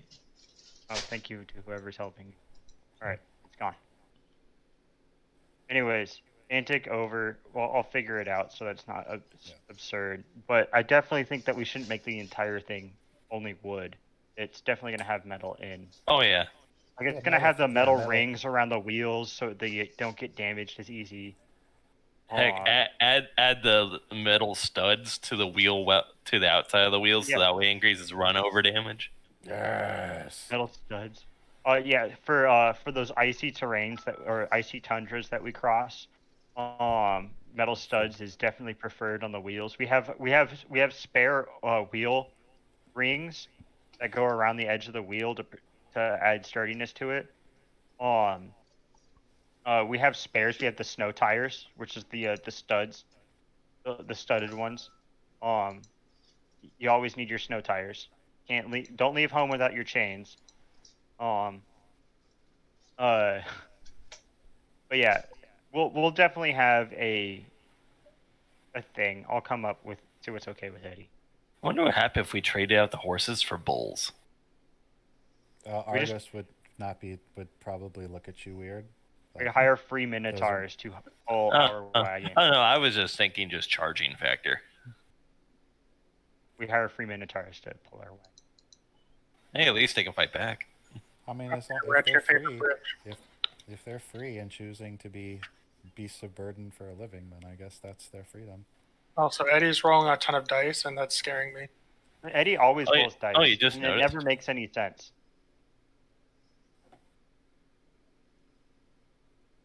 I only roll when it matters for you guys to know something. Also, like horse barding, I think only matters if we're gonna have war horses. It'll save us a whole bunch of money. If we're having just general labor horses, it doesn't necessarily really matter. Eddie, your squares don't line up. Yeah, it's still the same map from before. When the squares didn't line up.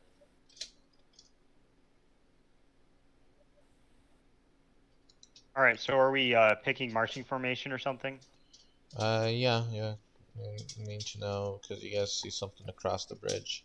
The wagon's on the foreground for a lot of us. Yeah, I keep going underneath. Sorry, give me a moment. I know, actually, mine being underneath the wagon. But we don't have the pocket yet, so.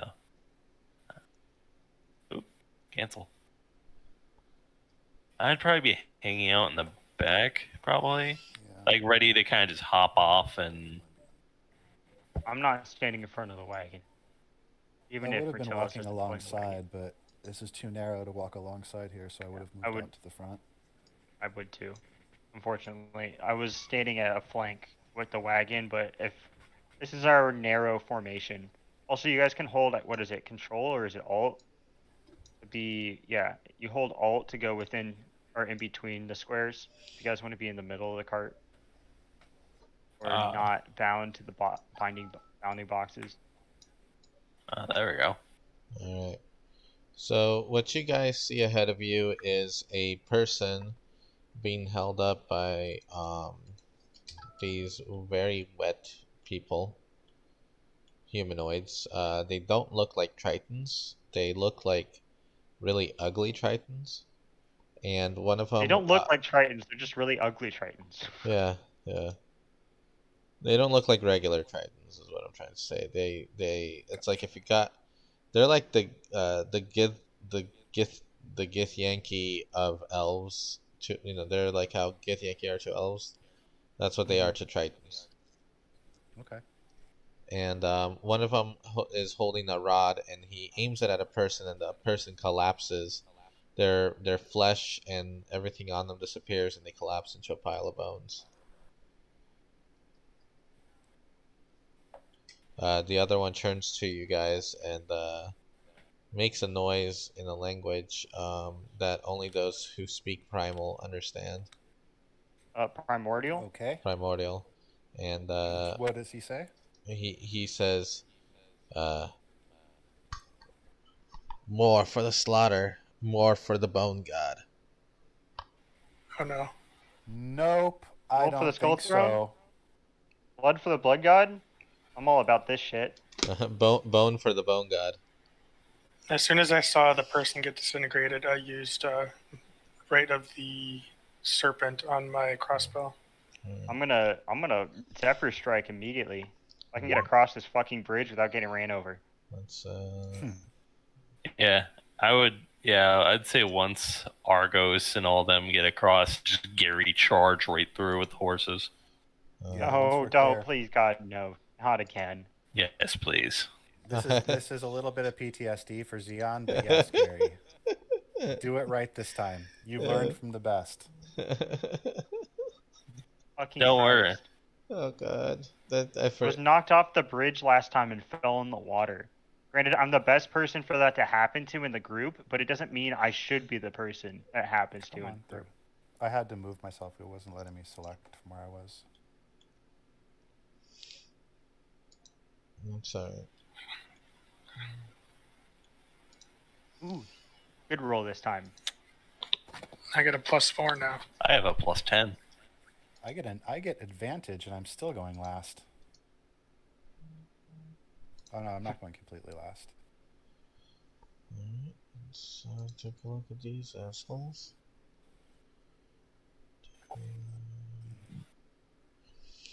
What are your Good thing I was so observant here. And that is for Zoltan. 6 for Zoltan. Walk.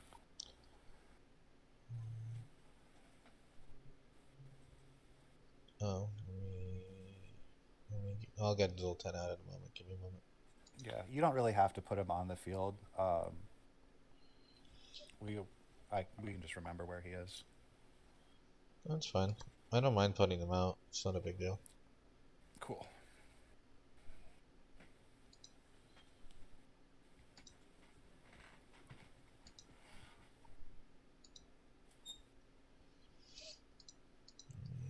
Because it's just a drop-down menu for familiars and summoners, so it's not difficult at all. Oh, Eddie, before I don't know if I brought this up yet, but the reason for all the ration purchasing was I am abandoning the idea of Goodberry every morning for the sake of other spells. Okay. So I don't cast Goodberries anymore in the morning. All Meaning right. I have an extra first level spell slot every combat, but yeah, I just wanted to state that I'm moving to ration. Okay, no problem. It might change in the future. That's the fun of it. Is this the guy who's holding the wand? Or the rod, excuse me. No, it's the one further back. Okay. The one. Oh yeah, hold that rod. The one up front has a crossbow. Crossbow. Strange looking crossbow too. Let's see. Gary gets +1. So he's at 7. Alright. Sending. And we start with Terrace. Oh my gosh. Whoever would have thought that the assassin rogue would be able to go first in a fight? I know, right? So pretty much, I'm just going to stealth inside the wagon, because I'm hoping that Gary will charge across with the wagon. Then I can leap out once he gets onto the other side. Alright, so you're holding an action of leap out attack once to the other side. Yeah. Got it. Yeah, pretty much my pounce stunt. Once he gets across. Alright. Alright, and I will stealth. Alright. Yeah, you have stealthed. Let's go ahead and let's see here.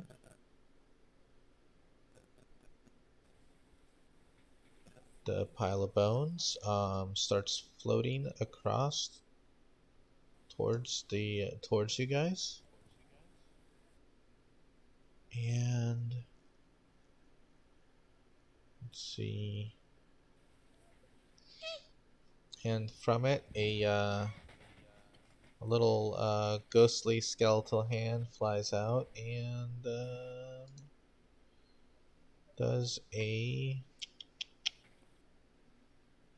So where's the? Does a 17 hit Xeon?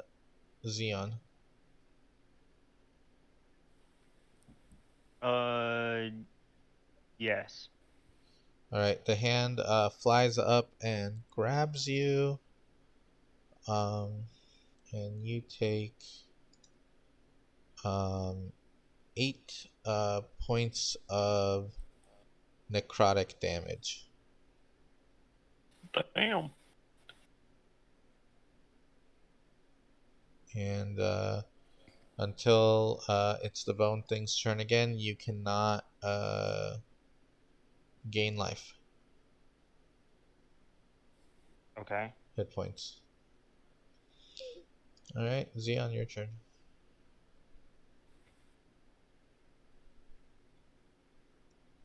And what does this thing look like? It was the thing that was disintegrated, correct? Yeah, it's like a pile of bones, kind of like crushed and broken and kind of like floating in a cloud. Interesting. I just have it big for purposes, but it does not take up the entire 5-foot area because, human bones crushed and collapsed is not like a huge thing. Mm-hmm.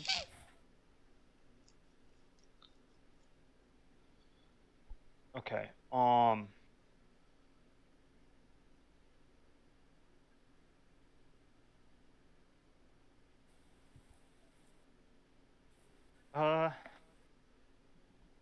How far down is the drop?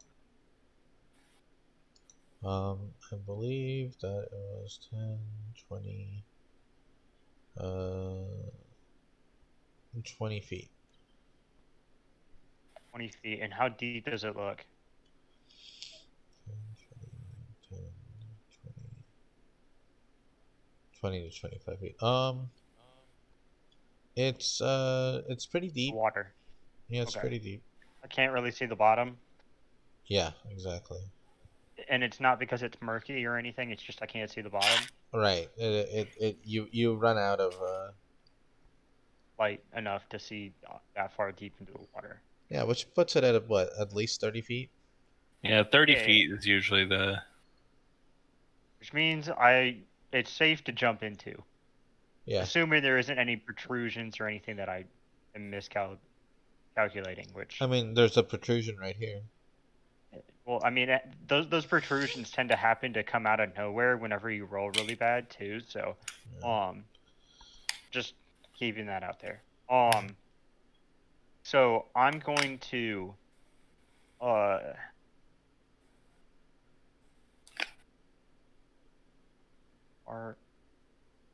you said it's just a cloud. Of bones, yeah. It's about chest height, floating in kind of like a rough sphere of twisting, crushed bones. Gnarly. As a matter of fact, the hand that grabbed you, it wasn't even all made out of bone hands. It was like different bones forming a hand. Huh. Interesting. So we are fighting a bone god. I'll move to here. Hunter's mark the guy in the back. Alright, let me put the hunter's mark on him. Yeah.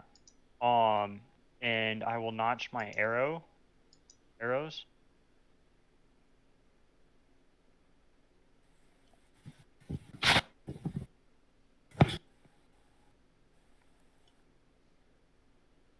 Alright.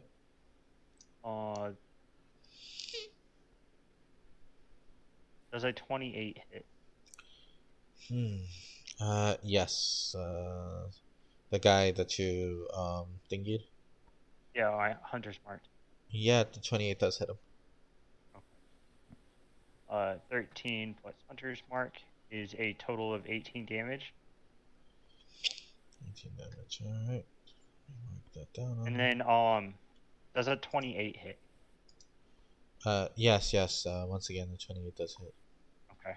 Just wanted to verify. Oh, okay. He takes another 13 piercing. Okay.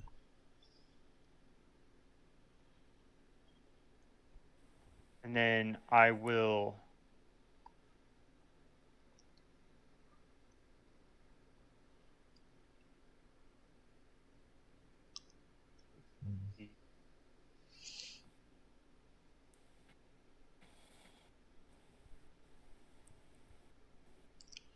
You will what?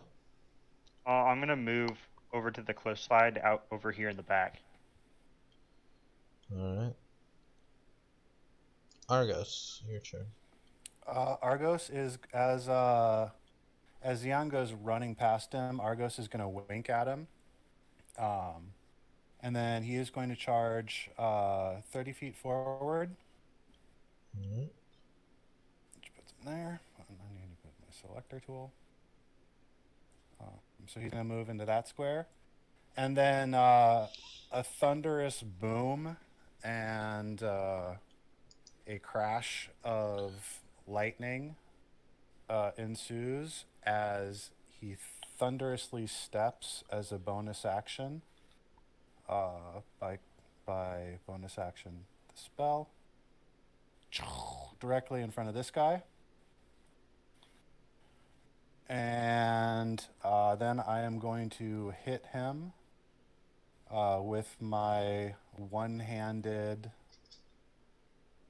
my wrecking ball, the booming ball, with advantage. 24.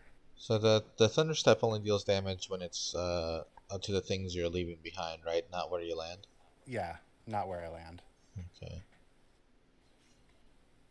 It has a range of 90 feet. Alright.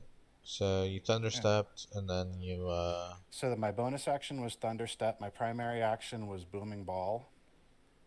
Alright, 24 hits him. Okay.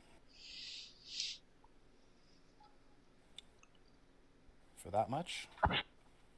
Oh, only that much, not bad. 22 bludgeoning damages.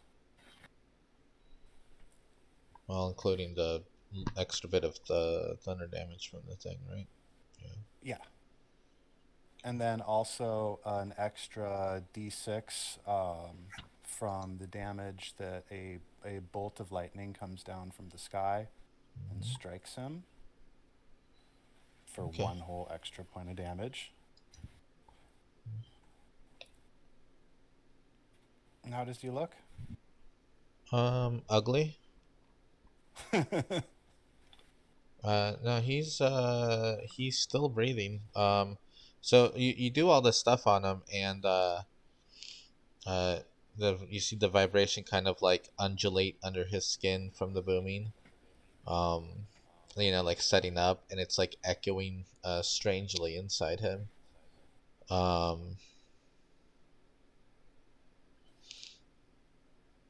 Okay. Did it look like I was hurting him?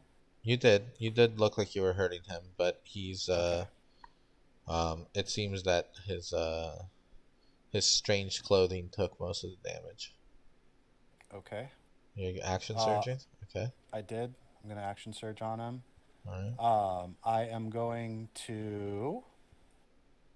a gust of wind picks me up and carries me back to this square, which also is just going to deal him 3 points of damage. But that's just will get added on as an irrelevancy. But I am going to twin spell, and I am going to say, you've met us on the wrong day. Drop what you have, leave with your lives, and rethink your thing, whatever. Go home and rethink your life. Yeah, go home and rethink your choices in life. And I'm twinning it on both. Very of long them. suggestion. It's two sentences. It's a little No, bit no, of a no, I run-on meant the- sentence, but it's 2 sentences. I meant the text in the chat. Okay. Yeah, that's the entire explanation of the spell. Alright.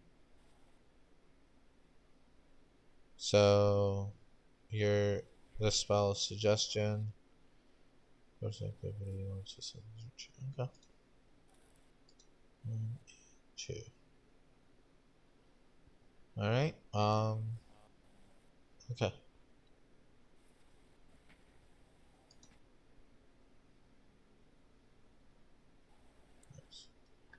Alright, let's see here. This guy here, drops his, item and, runs off.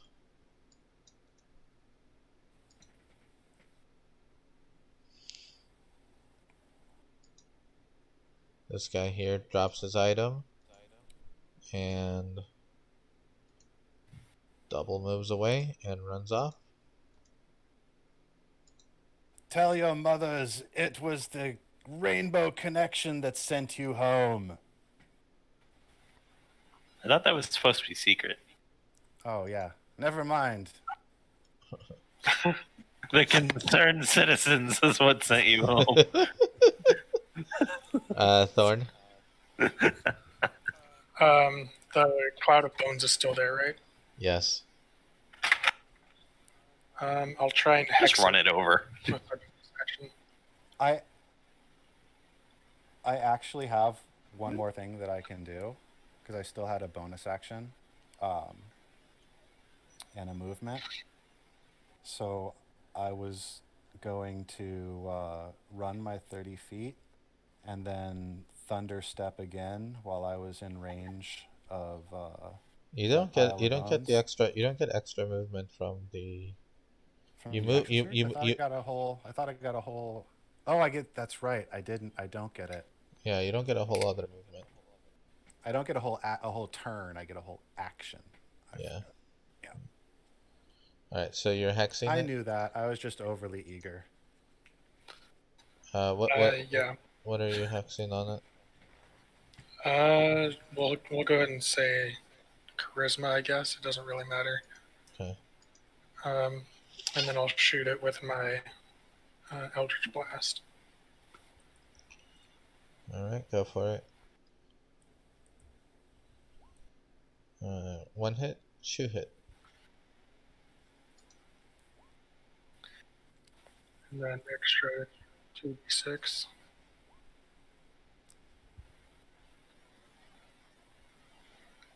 And I'll go ahead and stay put on the cart. All right. The extra damage is necrotic if that's relevant. Let's see.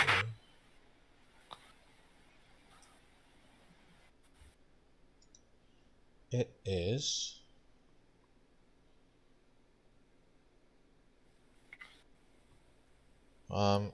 The force damage, you see like impacts the bones and kind of causes them to waver, but the necrotic damage kind of like slides off of the bones. You see the effect slide off. And it appears to have been completely ineffective. Dang it. All right. Oh, I'm sorry to interrupt, but when Homeboy ran off, he detonated. Yeah, that's fine. You can roll the damage. It detonated.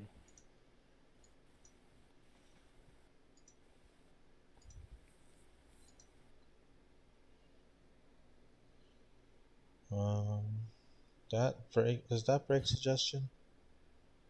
I need to read the spell. Yep, I think it damage. Yep. Alright, so that means he will have gotten an action as soon as he hits here.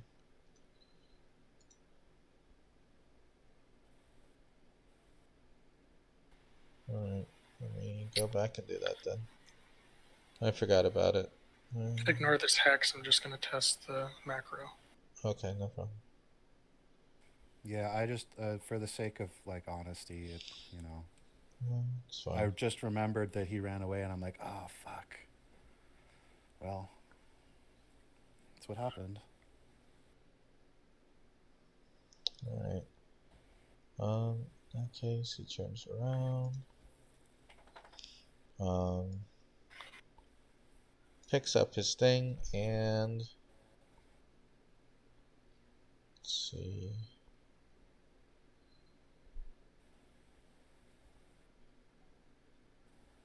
Is it the damage or the?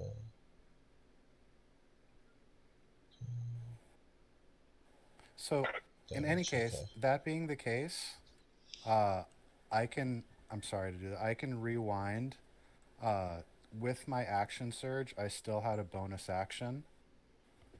And it would have been smart to bonus action cast catapult to throw that wand behind me away, like towards our party.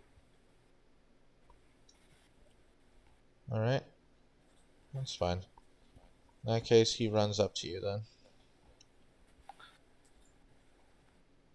And we'll take away all of my spell slots. I have burned almost all of my I've burned one sorcery point. I've burned all of them on my one turn. That's what they're there for. Later, bro. Alright, let's see. 11 to hit. 12 to hit. Miss. 15 to hit. No, sorry. Alright. Yeah, you see him get all angry and charge at you and try to claw you to death, but you avoid all of it. I am, for the record, I am wearing my regular mariner's armor, but I have a shield. That's why the 15 didn't hit. Because I didn't specify that I was wearing my splint, because that was supposed to be on the ship waiting for me.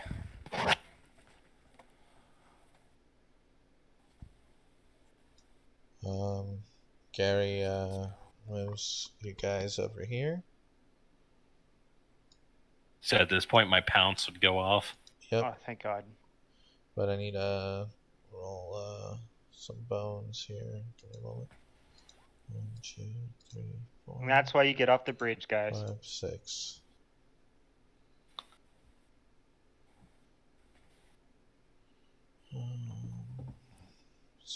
So miss.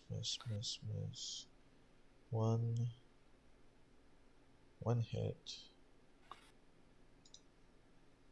4.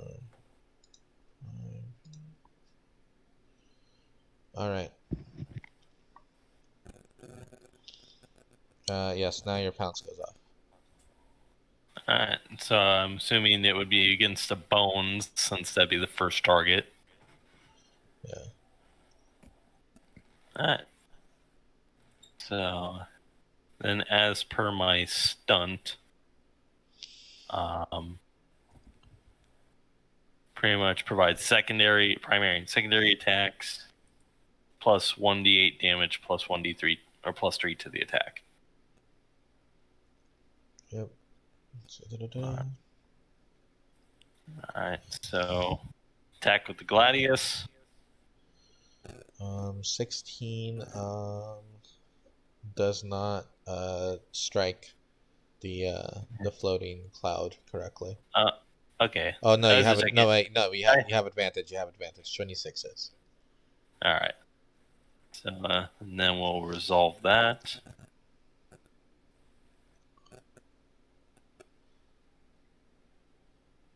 And then would this bone cloud be treated as surprised by my attack? Yeah, that's why you that's why you got the advantage as well. Yeah, Okay, sounds good. because you got So that you got in from stealth. Okay, so then that means that attack crits. Alright, so that's the damage from the Gladius. I'll apply the sneak attack damage if sneak attack applies to this monster. It would because of the advantage. So Alright, sounds good. So that's 4d6. times That which the 46 also crits.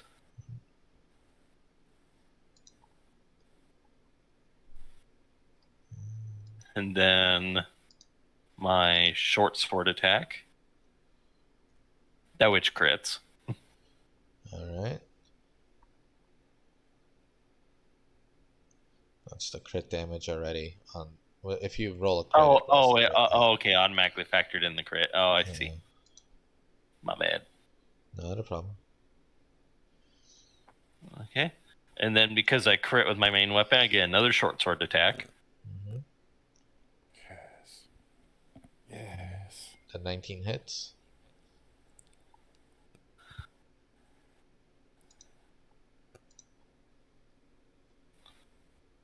And then lastly, I get 1d8 from the pounce. 1d8 plus 3. Yep. Alright, so 9.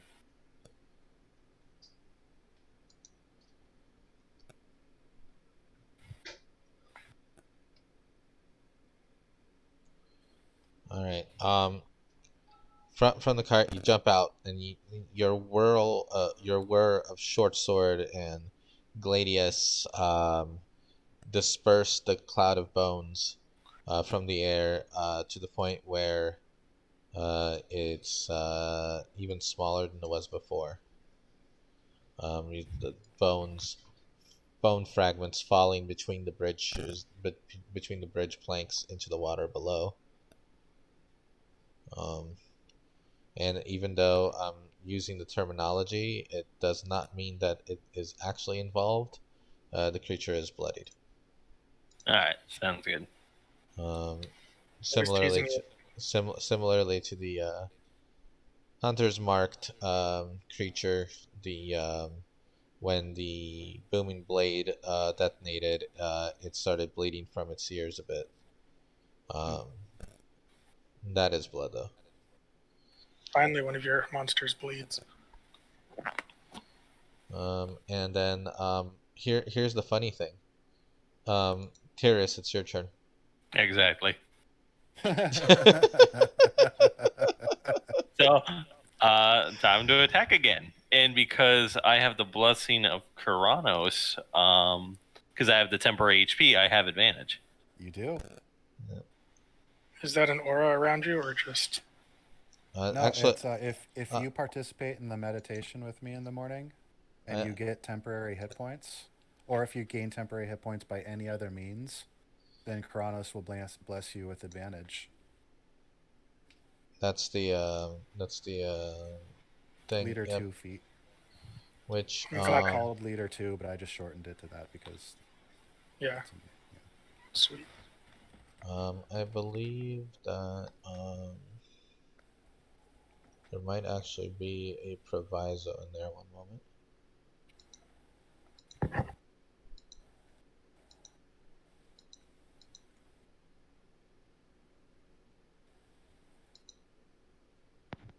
Also, during our intermission,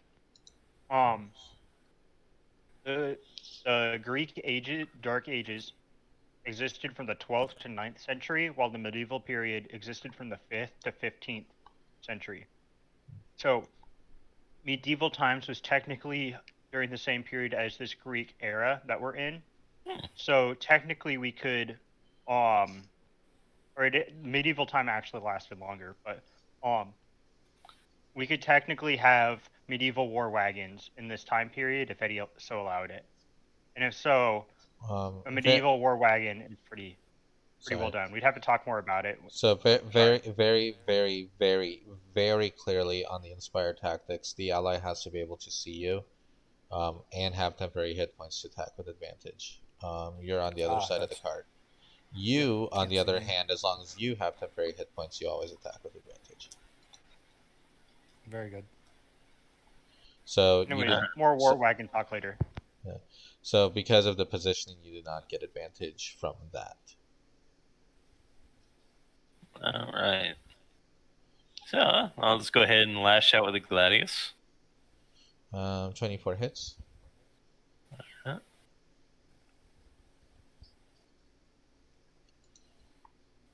Alright. And I will lash out with the short sword. Go for it. 23 hits.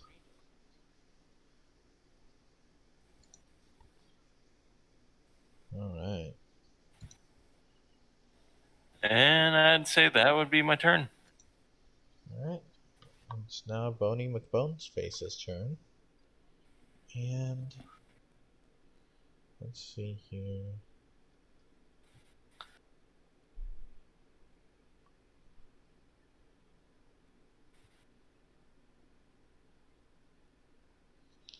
Let's go ahead and it flies into your space and swarms you. All right. So how do swarm tactics work in 5e? It's just one of its abilities. Oh, okay. Does a 26 hit? Yes. Alright. I'm about to roll damage. And I don't know if you want to do anything before I finish this roll. Are you casting a spell? I was That's gonna okay. say, I don't think I have anything I can really do. Yeah, use a flare. You do have a reaction. I'm about to roll. Oh, okay, yeah. Let me react. I didn't realize that triggered a reaction. Well, no, you do have no, you get to use your uncanny dodge. Oh, okay, sure. You kind of have to do it at a certain point before things happen. happen. Oh, okay. I didn't. Okay, I thought when we were talking about it, I could declare it afterwards. Yeah, sure. I'll uncanny dodge. What the hell? All right. It hits you for 27 damage. Whew. 27 cut. Yeah. So you only take half, so like 13. But I need you to make a DC 15 Constitution saving throw. All right. That's a tough one. Yeah, it's gonna be. Let's see, DC 15 Constitution save. Trying to find it here on the sheet. I think this here. That was not it. Oh, there it is. You made it. All right. Woo!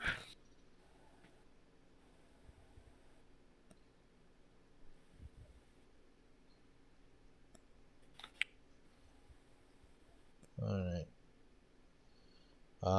So Yeah, before I was able to do that thing would have been able to do twice that much damage. If you guys hadn't like knocked half of its health down so quickly. Oh wow. Yeah. Yeah, Oof. Yeah, I Um, didn't want to mess around with this fight. I didn't want to get stuck. Like, I felt like this was pretty dangerous. So I just threw everything at it as fast as I Yeah, could. yeah, that's why I got off the bridge. Yeah, we have experience with bridges. And Yeah. then, well, and that's why I just waited in the cart, just because I knew that the cart would end up over there. Xeon, your Hunter's Marked one is still here. Oh, sorry, I did forget to add the bird. Yeah, he went at the end of the round. He was on 8. And when it came Uh, around to my round again, I was just gonna have his action be to pick up that wand. Okay.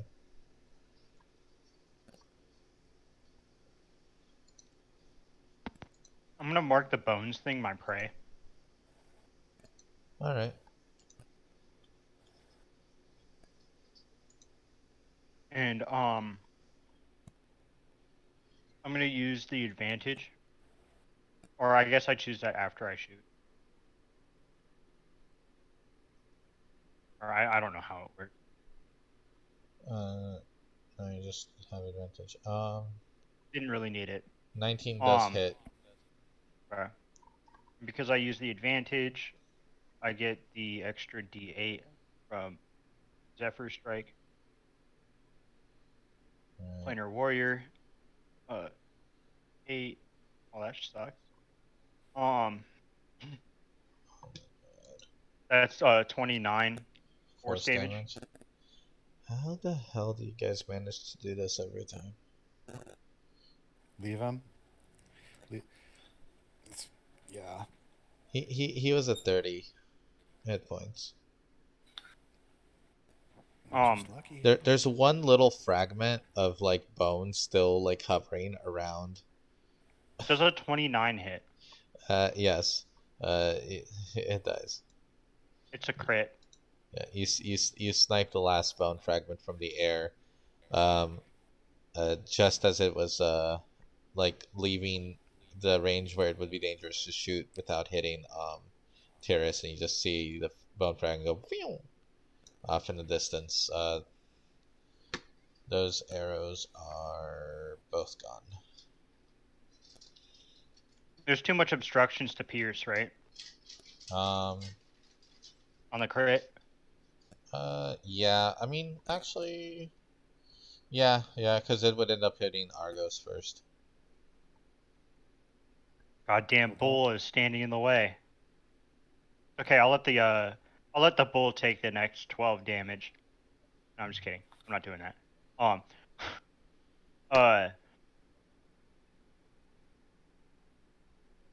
I guess I will move 10 feet forward. Alright. And my turn. Argos. Argos has this guy in front of him, and he said, "You should have taken my advice the first time. Today's not the day for it." 25 hits. And I'll re-roll that one. Oh no, I don't get to re-roll those because this is not two-handed. And that hits him, and then I'm going to use my bonus action. I'm going to hook him with my horns, and I'm going to throw him over my shoulder 10 feet over here. Okay. If he fails his strength save, DC 16.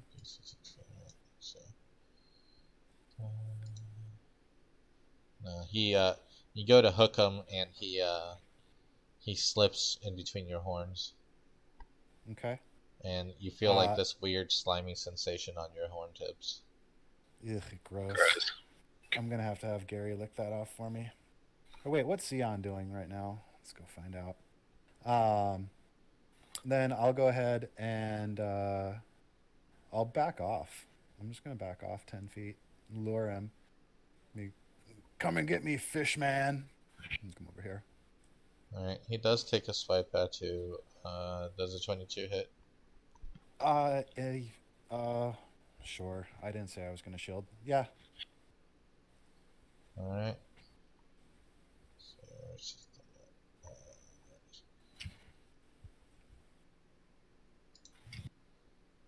He hits you for 13 damage. Okay. Take it. That leaves me with exactly 0 temporary hit points. Which takes away my advantage. But that's okay. Whatever. Okay.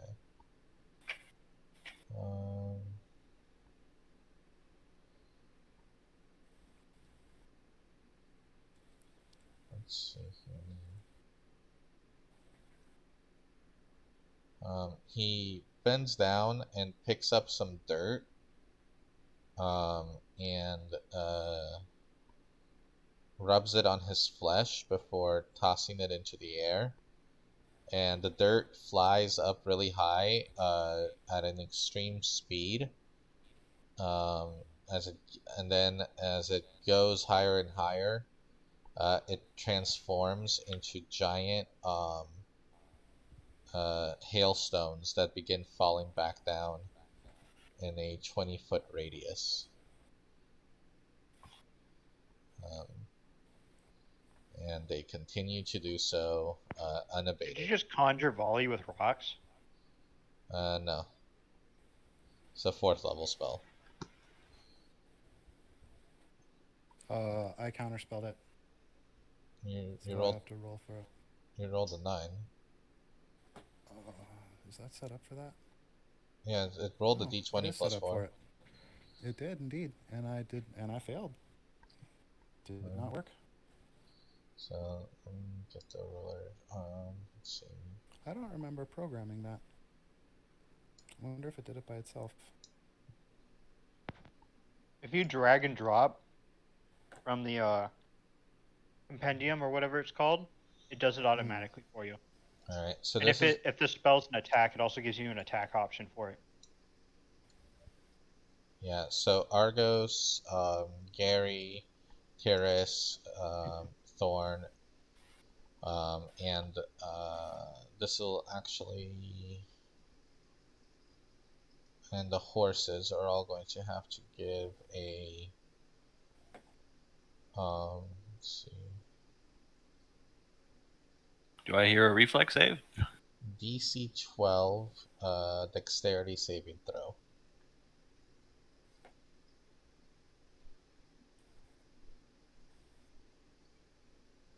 Oof. Gary got an 11. Oof. 1, 2. 2 of the horses crit. We have the best horses. We do. These guys are getting barding. I mean, these guys are getting names. 2 of them are. One of them's fucking shit. Not very dexterous. These actually break the reins to like get away from the ice storm. Everybody who successfully dodged will take half damage unless their thing says otherwise as far as dexterity saves go. Yeah, I take 0 damage. Alright. And, I too take 0 damage. I am going to be getting hit by some. This is bludgeon damage or cold? Both. Okay. Do I resist? I can't resist because I already cast counterspell with my reaction. So I will go ahead and take that, but I am going to reduce some of the physical damage coming in by 1d12, and I'll take half the damage anyways. Alright. That's the physical damage. Yeah.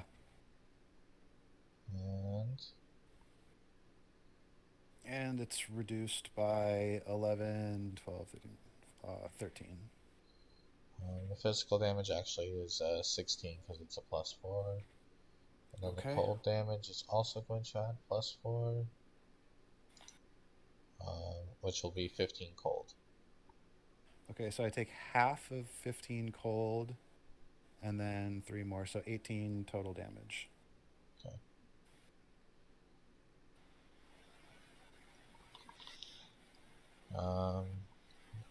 Gary takes the full brunt of 31.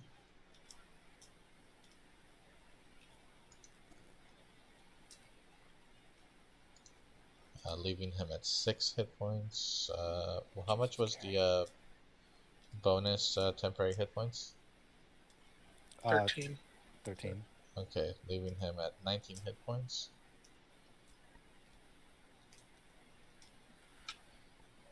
This is the importance of doing your daily meditations, Gary. I was hoping we were going to get Adam Elitis before you died, at least. So I take 16 since I passed. Yeah, no, around 15 15, okay. from the 31. Or There goes 8, my well, 10 hit actually, hold on, points. 8 plus 7, yeah, 15.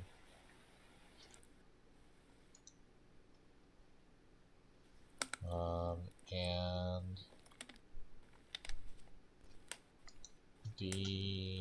oh wow, even taking half damage, the horses all die.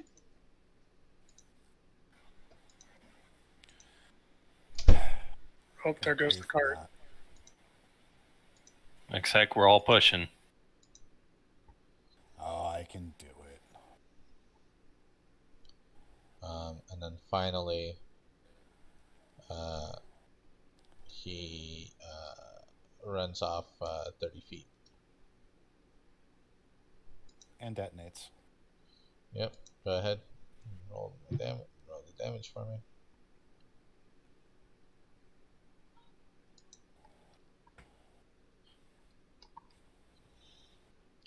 So he's 15 feet further than he is here. And Thorn. I'll go ahead and move my my hex onto him with my bonus action. Oh, I guess I have to roll to maintain concentration. You make it. Alright, so he's hexed now, and then I'll hit him with 2 Eldritch Blasts. Go for it. Both hit.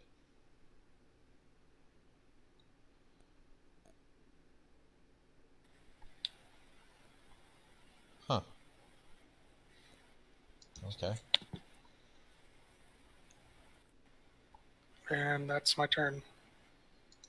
Alright. Owly gets the wand. Owl gets the wand and then flies closer to me with the rest of his movement, which will get him, pretty close. I'm just going to guesstimate there. What's his full movement? 60, or 60. So 60? probably a couple squares back. So here's 20 here, so 40. Hold on. Here, there we go. Yeah. Alright. Gary, Gary is not happy.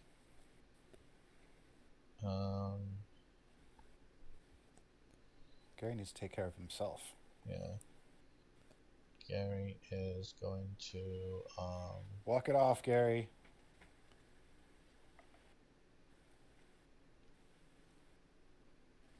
how hurt is, Mr. Thorn? Oh, I'm still in tip-top shape. Alright. In that case, Gary is going to, apply the,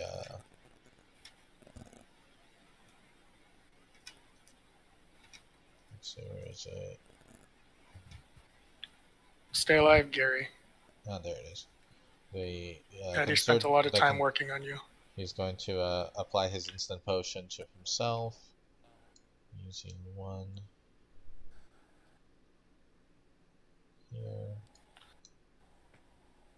and healing himself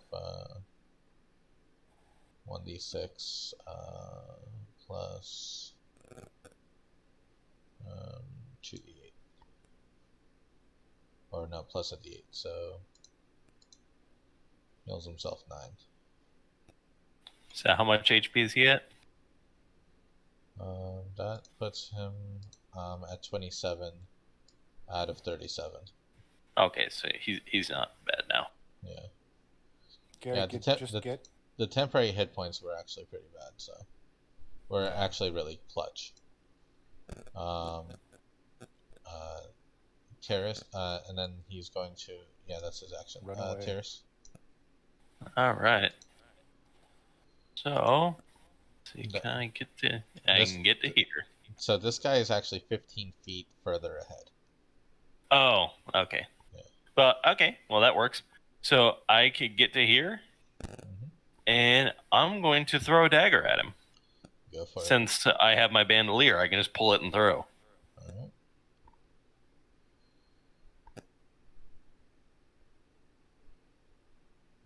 16 hits.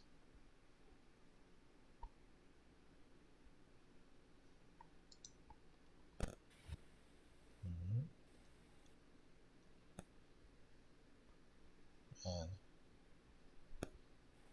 let's see, bones are gone. Zion. And I was just gonna say real quick, I was gonna use my movement action, my bonus action, to move again to catch up to him. Oh, okay. And that would be it. All right, and you can actually cut him off. I think so. Here, I'm gonna. Yeah, I pretty much just move in and cut him off. Blades drawn. Horses are dead already? Yep. Jesus. Hailstorm. I looked away for a second to use the bathroom, and I come back and they're dead. And 2 of them passed their saving throws. That was with saving throws passed. I remember the saving throw thing, but I had to get up and go, so Yeah, I didn't notice they died. This guy's actually 15 feet off the map, by the way. Yeah. Eddie, I don't think it matters to Xena. I have a longbow. I know it doesn't matter. I'm just. The only thing that matters right now is me getting in front of this cart. So I'm gonna get in front of the. I'll just get there. Fuck it. I'll be in front of the dead bodies. Just to make the shot as easy as possible. Pull up my character sheet because it always goes away when I don't click on it. Yeah. Does a 13 hit? No, that misses. Does a 27 hit? A 27 does hit, yes. Okay.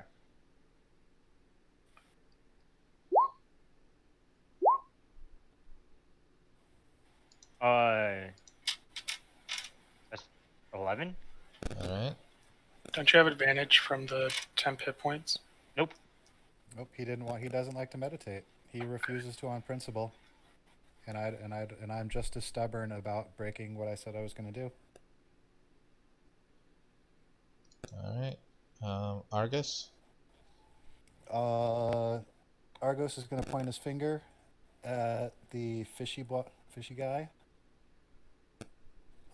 17 hits? Yeah. That would have still had advantage, though, because it's an attack, right? From? Oh, if I had temps, which I don't. Yeah. But oh, yeah. If I had temps, yeah. Yeah, it would. Well, so 11 fiery damages. Alright, he burns right in front of Terrace's face from behind. And is dead. Yay! We lost our horses. No, I think our horses are on saving throws, so let's burn some potions. I can heal one of them. Gary can get him. Alright. The horses are Now we saved. now we have undead horses. Except for the one in the middle. Necro ponies. Yes. Although I don't, I mean, where we're going, that's gonna fit in, but anywhere The else, one that failed, the saving throw actually took double its hit points and damage, so it's instantly dead. Of course yeah, you did. that one, it just Oh. got evaporated. We got food now. Yeah. Yeah, it got the one of the chunks actually landed right on top of it directly. Cool. Yeah. In that case, I'm going to use my thingy to heal myself. Nice. Let us make haste for data before any more troubles beset us. I feel the world may be becoming a more dangerous place for people on a mission. Eh. Yeah. If a man can manipulate gods, anything's fair game at this point. That's true. And how far is it going to get in? Eddie, how many arrows do I find? Oh, I will also wrong retrieve my dagger. Dagger is retrievable. Arrows. And the answer is 6. Is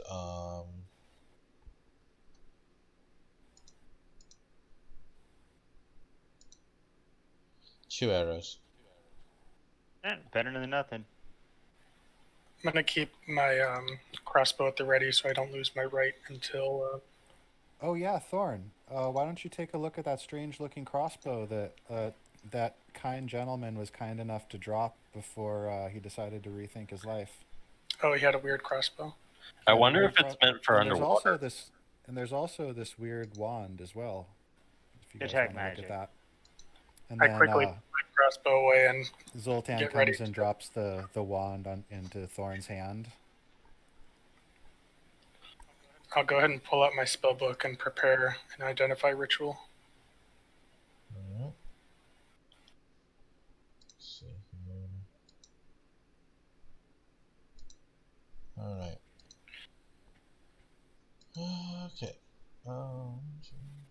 The wand. Or rod, excuse me. Let's see here.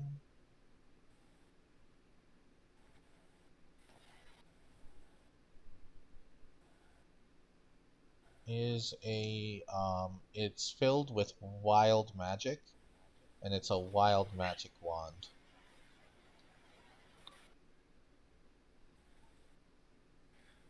Nice. Fair warning, this uses my my personal wild magic table. Which for the rest of you means God help us all. Yeah, Because there's some shit that can happen on those tables.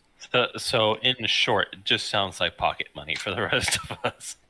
It's a 400 list of you roll a d20 and you roll a d100 to find out what the result is. Just so you know. Sounds so you guys good. know how like a wand of a wand of many, it's the big one, the wand of wonder. This is like that, except it's like 100 of those. Yeah. So Lord only knows what's going to come out of that wand. Yeah, it could be literally anything. Yeah, it has everything from a divine intervention on your behalf occurs to you lose 10,000 experience points. Yeah. Oh dear God. Or drop to the lowest experience requirement for your current level. My favorite though is where it transforms one of your eyes into a 500 GP sapphire. So. Oh, that's cool. There's a lot of fun ones on there. We were talking about that a few weeks ago. I mean, there's some really benign stuff, like you gain 15 temporary hit points. Yeah, but then there's also the entire party dies. Like the entire universe ends, and That's it. I don't have that here. It's just a fireball at your feet. I was about to say, I find it concerning a pair of troglodytes for running around with this. Well, I mean, children with a shotgun. Yeah, no. Yeah. I think I'll hold on to it for now. Yeah, I like that. I think this is another thing that eventually needs to make its way into the safety deposit box of the Xeon's God. All right, so we got the I wild trust you magic to hold on table, to it for now. wand, and then for the crossbow. Let's see.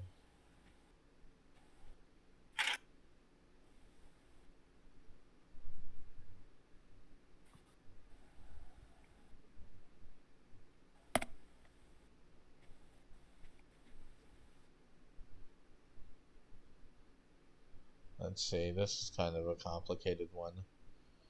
Didn't even get to use it. I'm so sad. I like complicated.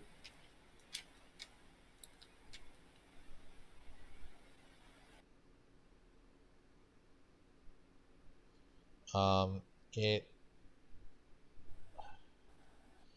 so essentially it's a satyr bow that has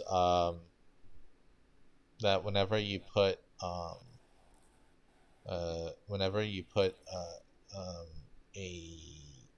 piece of ammunition into it, you can say party on, and then whenever you make an attack with it, you can say party on, dude, and if you do, the person you're trying to hit becomes he gets put on the spot, and so he stays on the spot for 7 days, and within those 7 days he gains no benefit from cover from you, other than total cover, and all of your attacks against him will be with advantage. Oh my god.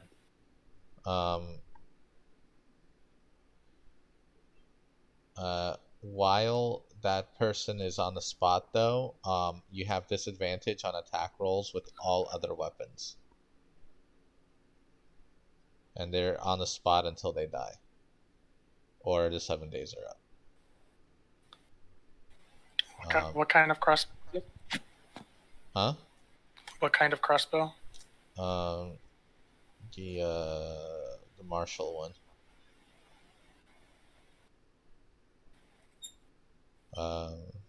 And oh yeah, furthermore, if your attack hits him, so with your advantage and everything, they take an additional 3d6 piercing damage per hit. Damn.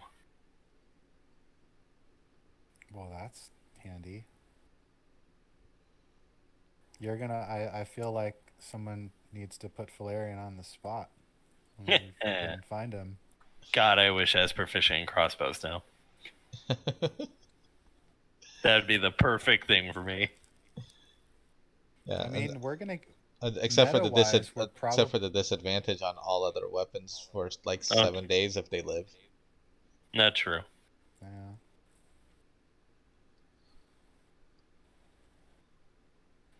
So who wants this weird crossbow? I can't use it, so. I don't like those kinds of things. Too fancy for me. I'm gonna have to pass. All What right, kind of crossbow is it? Like crossbow type? He said the martial one, but there's hand and heavy that are martial. So the heavy one. Heavy. If it was a hand crossbow, I might be tempted. Yeah, same here. I'd say it just sounds like a good gold conversion for the party pool. Yeah. I mean, I use a heavy crossbow, but mine's already +1. If I had crossbow expert and it was a hand crossbow, I would be tempted, but not. I'm good. Yeah, I mean, it's The damage, all the damage from it would be magical. So instead of getting the +1 to hit, you would get advantage, and the extra damage. I guess I'll use it for now. Unless we find something better, I want to sell it. Hold on. So, I mean, why would you want to sell? This thing is fantastic. yeah, hold on to it. I might end up using it later if you don't end up wanting to use it. It might be incentive to move into crossbows instead, because it's a D10. Also, the drawback on using other weapons isn't really that significant. I mean, it's only gonna. It's like just a specialized. It's not an everyday weapon. It's for very specific purposes. the wild magic wand is also a +3 wand. Oh shit! Ooh. So it does trigger though every time you cast a spell. Oh. No, I don't want it. I don't want it. Fuck that shit. I didn't want it from the beginning. Does it trigger on all spells or non-cantrip spells? Cantrips as well. All right, God. I'll take it because I don't use magic. Yeah, if please. you get that thing anywhere near me, I swear. Dear God, my Eldritch Blast would be world-ending. So what? So what? Wand of wild magic. Yeah, +3 wand of wild magic. Oh, but I think I know what I want to do with it.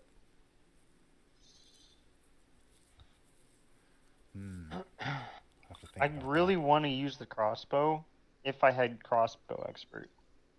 I mean, we'll get another feat at the end of this adventure, so.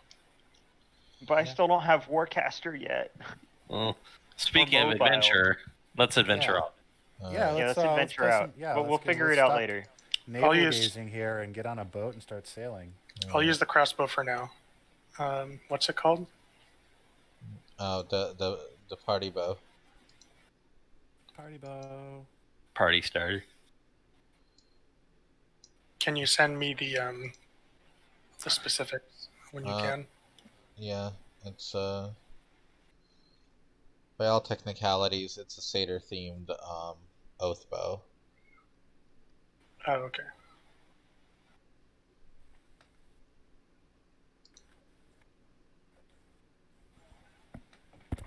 Does it need it?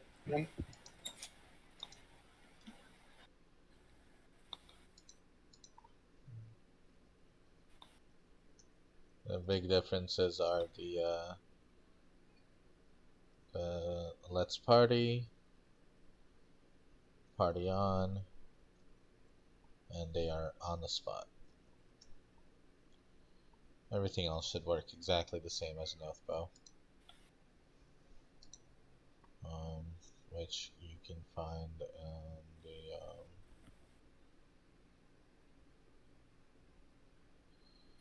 Dungeon Master's Guide, page 183.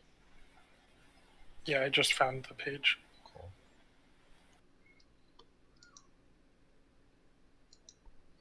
Alright guys, let me take a quick break, and we'll come back in a bit just to finish off the last 45 minutes in data. Cool. Sounds good. Did I move us to the map yet? Yeah, so we're on the map. We're on the data map. So you can drag yourselves onto it. Not that I don't know if anything will happen, but just for fun. Alright, let's be right back.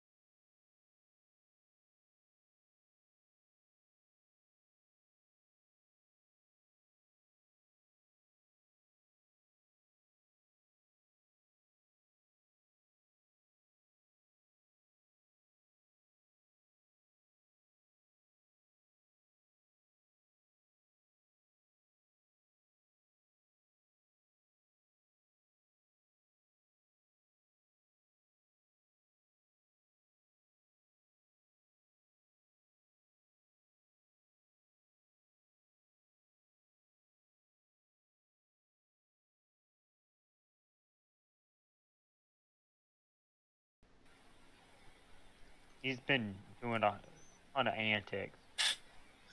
Valerian. Yeah, this guy's been up to no good. He's had a long time to get his plan in place, and he's a lot older than we think he is. He's some sort of undead. I mean, we've already pretty much established that. Also, Eddie, But I we was know just for a fact that he's a lot older than he looks. He's keeping himself young with his blood Yes. magic. yes, and he's also druidic in some ways. We've also noticed. So that's the belief, and he's also dripping with a bunch of magic items. Yeah. Mm-hmm. But yeah, Eddie, I was telling him I either gained like 12 or 13 piety there, or I lost 12 or 13 piety, or I got a mixed match of both. Well, I'll let you figure that shit out. Tell me that at the end. I don't want to hear it now. Okay. I want to hear it all at the end. Just hit me with all the information at the end. No spoilers. Real quick, is that 3,050 each or split between us? Oh, each. Oh, okay. Okay, so we got XP. Yeah, we got 3,050. For RP and fight.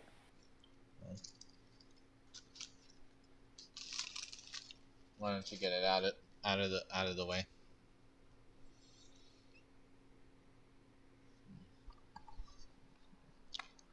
Because I still haven't recovered from the from poisoning myself last night. Yeah. I pulled a Caliste. Just be like Thorn and be immune to poison. I should have done that. Or Well, I be admire like you showing Spite up and be anyways, immune thank to you. almost everything. Be like Spite. Be like Be more like Spite. Oh my Don't- god. Sometimes in life, you just have to be free enough to chase your chickens. All right. You know. Be like Spite. Achieve your chickens. Achieve your chickens. Oh man. All right, 5,000 XP more. And when life threatens your chickens, Eddie, you go get the shotgun. For skins or Be life. more like Spite. All right. Be So, more like Spite. so did we put ourselves on, or I'm only Oh. seeing. If anything happens, then I'll drag. Well, I guess I'll just drag myself on anyways. I would be where I usually go. Alright. Paying I miss respects. that character. I miss Spite. I'm sad. First thing I do whenever I visit Data is visit the statues of all the heroes and pay my respects. Oh. Someday I'll stand among you, heroes. There is get struck by lightning again. there is a statue of Valerian that has been erected since the last time you were here. How sturdy does it Well, look? That's just, I mean, Here's the thing. So the plaque says Valerian, but it's like so poorly made that his face looks like it's like it looks really stupid and bad. Where's I'm our I'm okay statues? with it then. I'll just piss on it. I'm gonna take a piss. And Where's the heroes of Data? you guys are actually on the other side Probably. of him, along with the ones that along with the whatchamacallit, the others, satirical Phil and Oh, Or yeah, the other heroes? at the time. yeah. How sturdy is Valerian's statue? Actually, it's kind of funny. It looks really cheaply made. Hmm. And, So if I wanted to de-erect it, it wouldn't be too hard? probably not. Like, you could probably tie a rope to it and have like all of you guys pull very easily, bend it in half. An idea for another time, Argos. Argos has a strength of like 24 now, right? Yeah. Oh yeah, Argos could do it himself by himself. Argos obviously, just- but Kicks it and it falls over. I was disconnected for a second. What did Oh. I just do? nothing. Nothing. Okay. I was asking how well the Valerian statue is made, And essentially, it's one of those poorly made statues that you know, that people can like when. You know how like recently people have been trying to like destroy statues and stuff, and like some of them like they try to pull down, and it doesn't come down completely, it just like bends in half or some stupid shit. Yeah. Because of how poorly made it is, and like how some of them are like fucking butt ugly as hell. So it's like that. Yeah. I was just saying. So I was joking about how easy would it be to pull or to de-erect the Falarian statue, and Eddie was saying that it was pretty easy. So I said an idea for another time, right, Argos? Nudge, nudge, wink, wink. I would say for me, I'd probably be looking around, seeing if there's any funeral rites that need to be attended to or anything like that. Eddie, you didn't remove the dead bodies yet. Oh wait, I did. I'm just kidding. That was a few map uses ago. Yeah, I know. But I figured it was appropriate for the burial rites. Yeah. There is a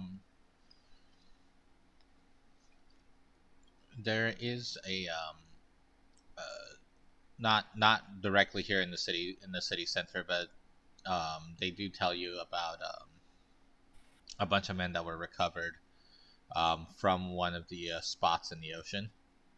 Mm-hmm. So essentially what's happening is that a boat's gonna be like do, and all of a sudden there's like no water underneath them, and they fall to the bottom of the ocean. Yeah, and then perish. Mm-hmm. All right, yeah, I would just go and attend to the funeral rites and provide coinage for their passage to Aetherios.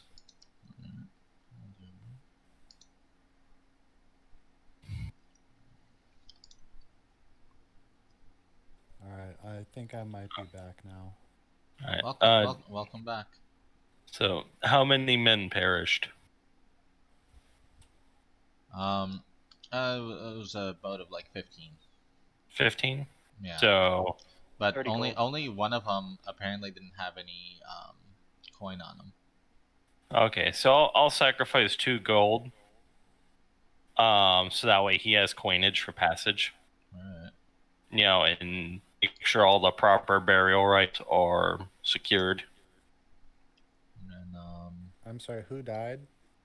What happened? oh God. I told you. I missed the. Yeah, no. The last thing I knew, we were talking about knocking over a statue, and I said I didn't want to do that. And then I don't know what happened after that. Oh, geez, I didn't even hear you say you didn't want to do that. No. Yeah, we didn't hear you say anything. Yeah, no. So the boats, the way that the water disappearing, like you'll have a boat, and all of a sudden, all the water underneath it is gone, and it falls to the bottom of the ocean. And so he was paying some people. He was giving coin to the dead so that they have passage past Aetherios. Oh, okay. Cool.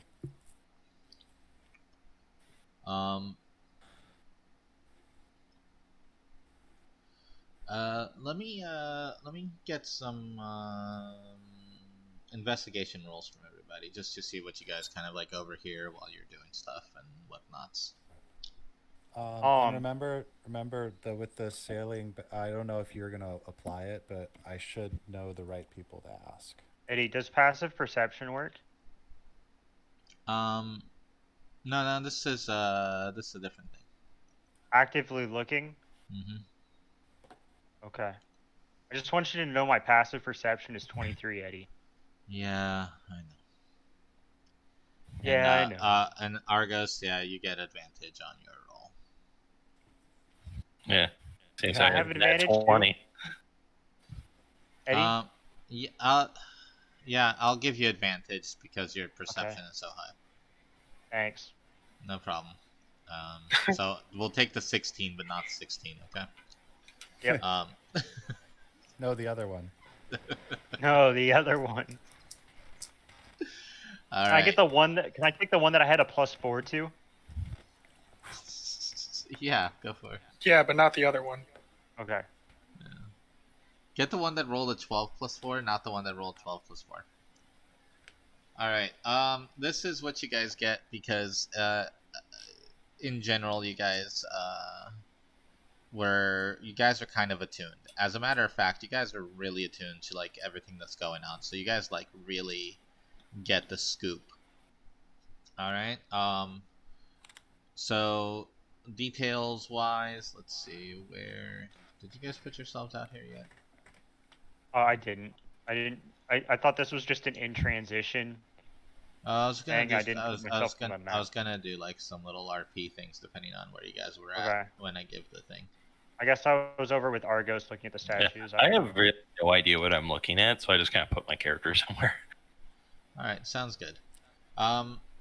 So after performing the funeral rites and stuff, and you're kind of like window shopping, you Terrace overhears talk of a resurgence of harpies that Uh-oh. have been hanging out near the Ashlands, way too far inland for it to be normal for them.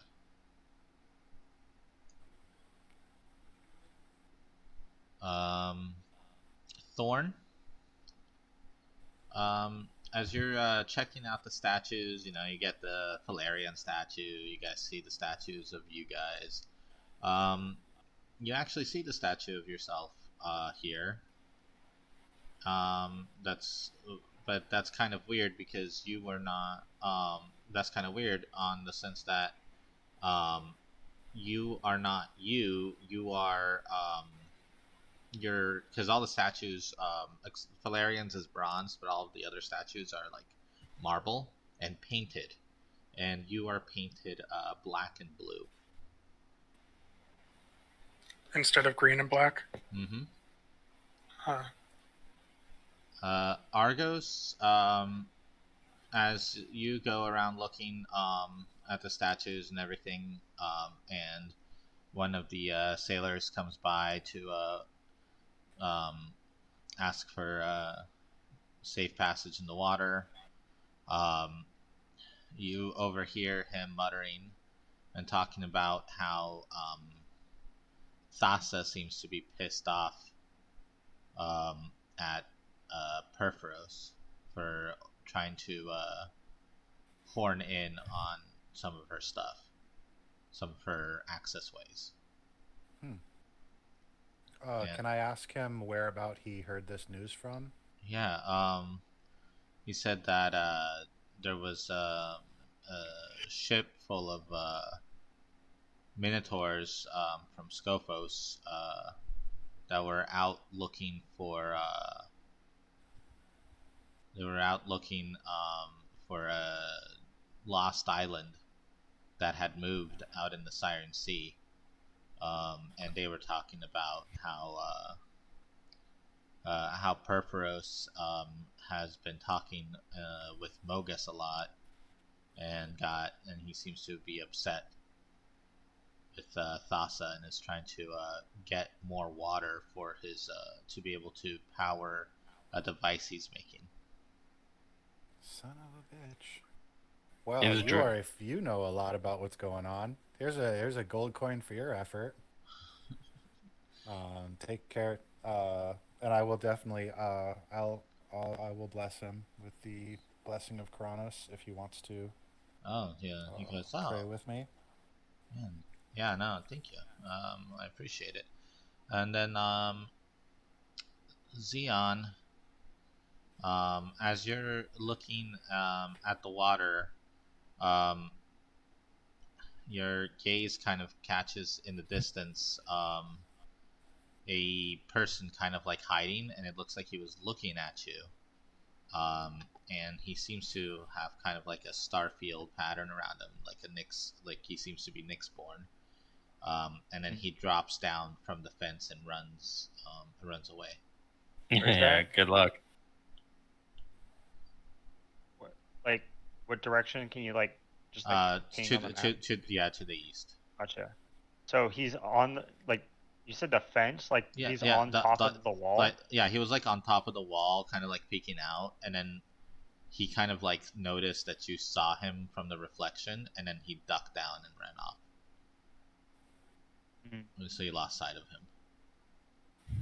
Did I, Eddie? Hold on. him. Yeah, that's what I was like. Uh, I was uh, like, One He's 100. exactly within range for a hunter's mark for when I saw him, so I could bonus action hunter's mark him, and now I know exactly where that guy is. All All right. right. You are So now. now, You now have a hunter's mark target. Yep. yeah. Hold on. Let me just mark down my hunter's mark because I am a responsible player, and then I will draw my bow.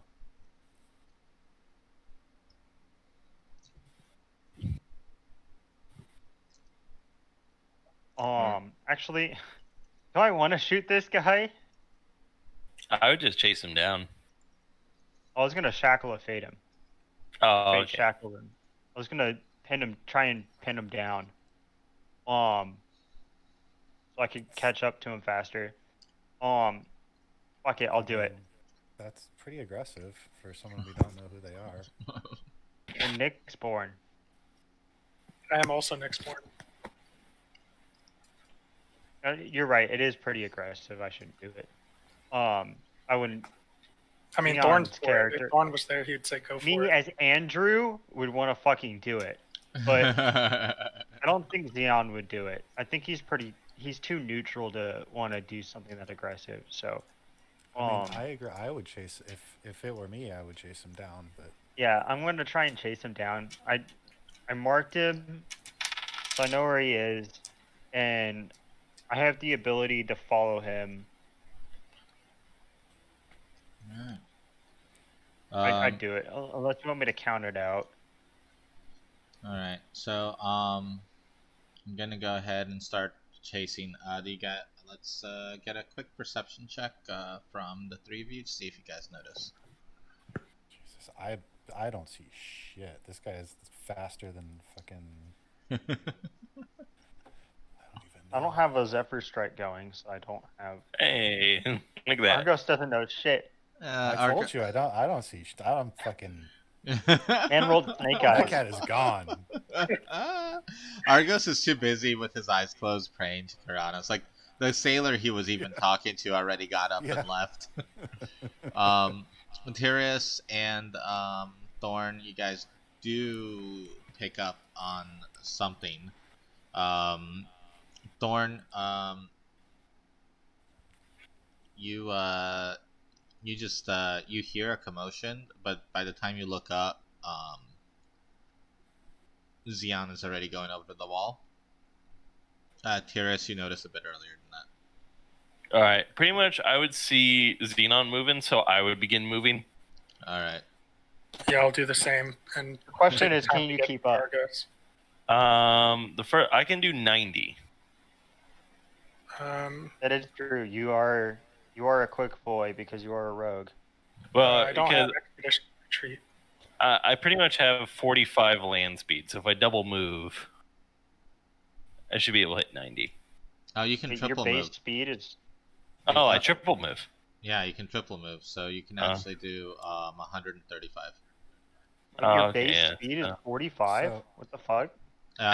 Yeah, his so we were talking about the lucky thing, and because he's kind of new to the campaign and everything, he said because of how his AC works, the lucky ability is like almost impossible to trigger, because every time he would roll for it, the percentage is even lower because of how high his AC is. And I said, okay, well, we only played the one game, so I allowed him to switch it, and he switched it to the additional movement speed, and he put 3 points into that. Oh wait. Oh, I didn't know that was a thing.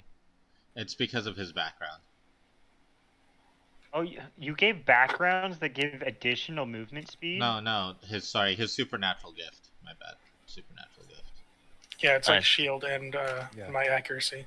All right, so how far is it? 130, you said? Oh, 135, because it's 90 plus 45, right? So 135. Yeah. what's your Technically, I'm pretty supernatural much gift? out of this, so I'm just gonna say what I'm gonna do because it's gonna take me a long time to catch up. Argos will continue double moving in that direction until he gets within range, and the bird can just about keep up with Tyrus. Wow. As long as he doesn't get more than 100 feet away from me. I lag behind because my double move is 70 feet. Wow. Well, But yeah. apparently, Tyrus will be able to catch up to me eventually because apparently he moves faster than because of means that I did not know about. I don't I was see gonna say any. I hear some spite in that voice. Well, I'm just saying because I'm looking. There's a lot of spite in that, actually. No, I'm looking at these background stuff, and I don't see it at all. Oh, no, on here. it's in the supernatural gift. He's an inscrutable, so he gets agility. So Inscrutable. Yeah, inscrutable and oracle get the additional movement. +1 block movement. Yeah, which So is 5 feet. +5 feet. Yeah. What the fuck? Is that the only one that gets that? No, the oracle also gets it. All right, well, let's resolve this. We're running out of time. No. Yeah. So you guys chase and catch up. But because of the lead, Xeon catches up first, followed by Tyrus. And what you see is a satyr, a Nyx-born satyr, who's kind of short for being a satyr. And he's almost he's almost as dark as the night sky. And he's almost completely patterned with stars. As a matter of fact, if he was like flying above you in the night, it would be difficult to make him out. That's how Nixie he is. As you catch up to him and come around in front and are able to come around and cut him off, he stops and kind of like nervously looks around, but he doesn't say anything. I catch up and I tell him, "Hey, stop! Why are you?" He stops. What are you looking for? Why are you running? Yeah, I'm just an innocent bystander. Yes, but why are you spying and skulking in the shadows? It's nobody likes looking at me, so I just I hide. You looked at me, all right? That makes sense. That's a good excuse. An excuse? Well, then what are you trying to hide? I mean, Right as he's talking with him, I would be starting to sneak up once I hear dialogue. Yeah. Speak now. Now. He suddenly turns around. Who's there? And he spots Tyrus as Tyrus unfortunately stepped on a dried twig that was hit underneath the grass. Okay, I had disadvantage. Wow. You didn't have advantage, so you take the 12. Oh. Yeah. Hey, ones happen. But you had the unfortunate of you if you had stepped on it while anybody else was talking, completely fine. But unfortunately, it was right during the pause.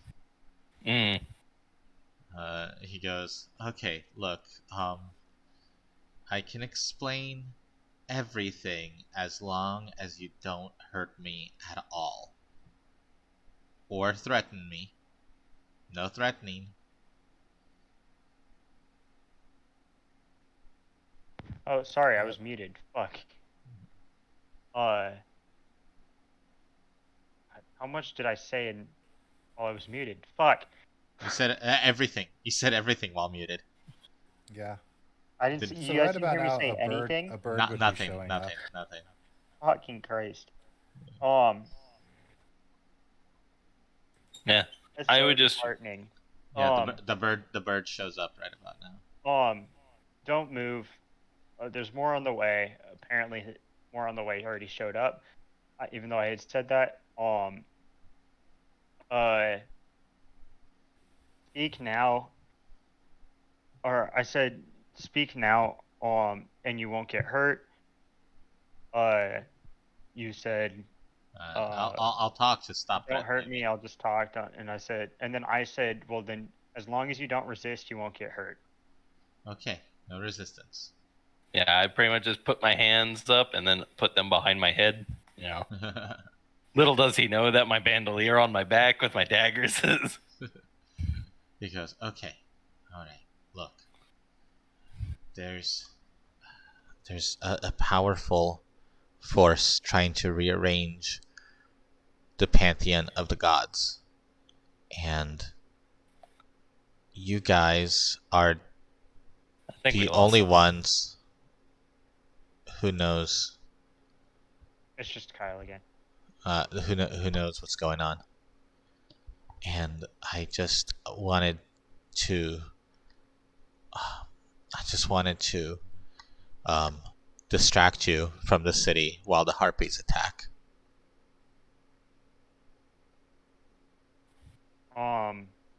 And you start hearing screams from where I draw it my was sword coming. to kill the man. Yeah. I'll mark him as my prey. I'll do as much damage as I possibly can to run him through with my sword. Go ahead and roll to attack. Well, luckily Argos is still there. Yeah, close. Apparently I didn't do that good. The 12 hits. Okay. Oh, apparently it's enough.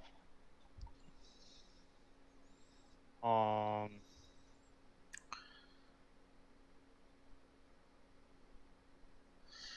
right. 19. Force damage. You shatter him apart, and you see him turn to dust. And like kind of blow away in the wind. And as he shatters, I say, "This is for the innocent that die." And yeah, so as Argos and Thorn are approaching you guys start hearing screams from behind, and you see a cloud of harpies kind of descend across the city. I'll just shout and say, "Return to the city as fast as possible." Yeah, so Argos is huffing and puffing, trying to run along behind all these guys. Yeah, so then pretty much just Tyrus takes her straight off. Get going. And I slide to a stop as Xeon comes racing by me again, because I'm sure he's going to lap me on the way back in. Yeah. And shake my head, and I'm going full speed. Thorn will curse under his breath as this is the one time he doesn't have Expeditious Retreat prepared. Oh god. All right, so you guys start hoofing back, and I think we're gonna end a bit early today. I know we kind of ran long on all the other weeks, but we'll end a bit early today, and we will come back to the Data attacked by harpies round 2. They need to really figure out the harpy problem. Okay, they just need to build an anti-air defense system. Yeah. They also need to hire more guards, apparently, because they don't have the manpower to do anything, apparently. Just to clarify, it was just my statue that was painted wrong, or was it everyone's? Just yours. Why just me? Why me? Why me? I killed so many harpies. But why me? Wait. Since we're going into a combat, we were coming the rest of the way. We at least got a short rest, yeah? Yeah. You guys are gonna have a short rest before we start, but no long rest. Cool. Yeah, that's fine. So. How long does it take to run from the guy that I killed to the town? An amount of time that I will figure out. Tell me how long I have my hunter's mark for. Oh, it lasts an hour. So yeah, it lasts an hour. So you've only used like a minute. Yeah, you'll still have it when you get back to the fight. Mm-hmm. Okay. If you're watching this on YouTube, please comment, like, and subscribe here and on Twitch, and support me on Patreon. Catch you guys next Sunday. Bye.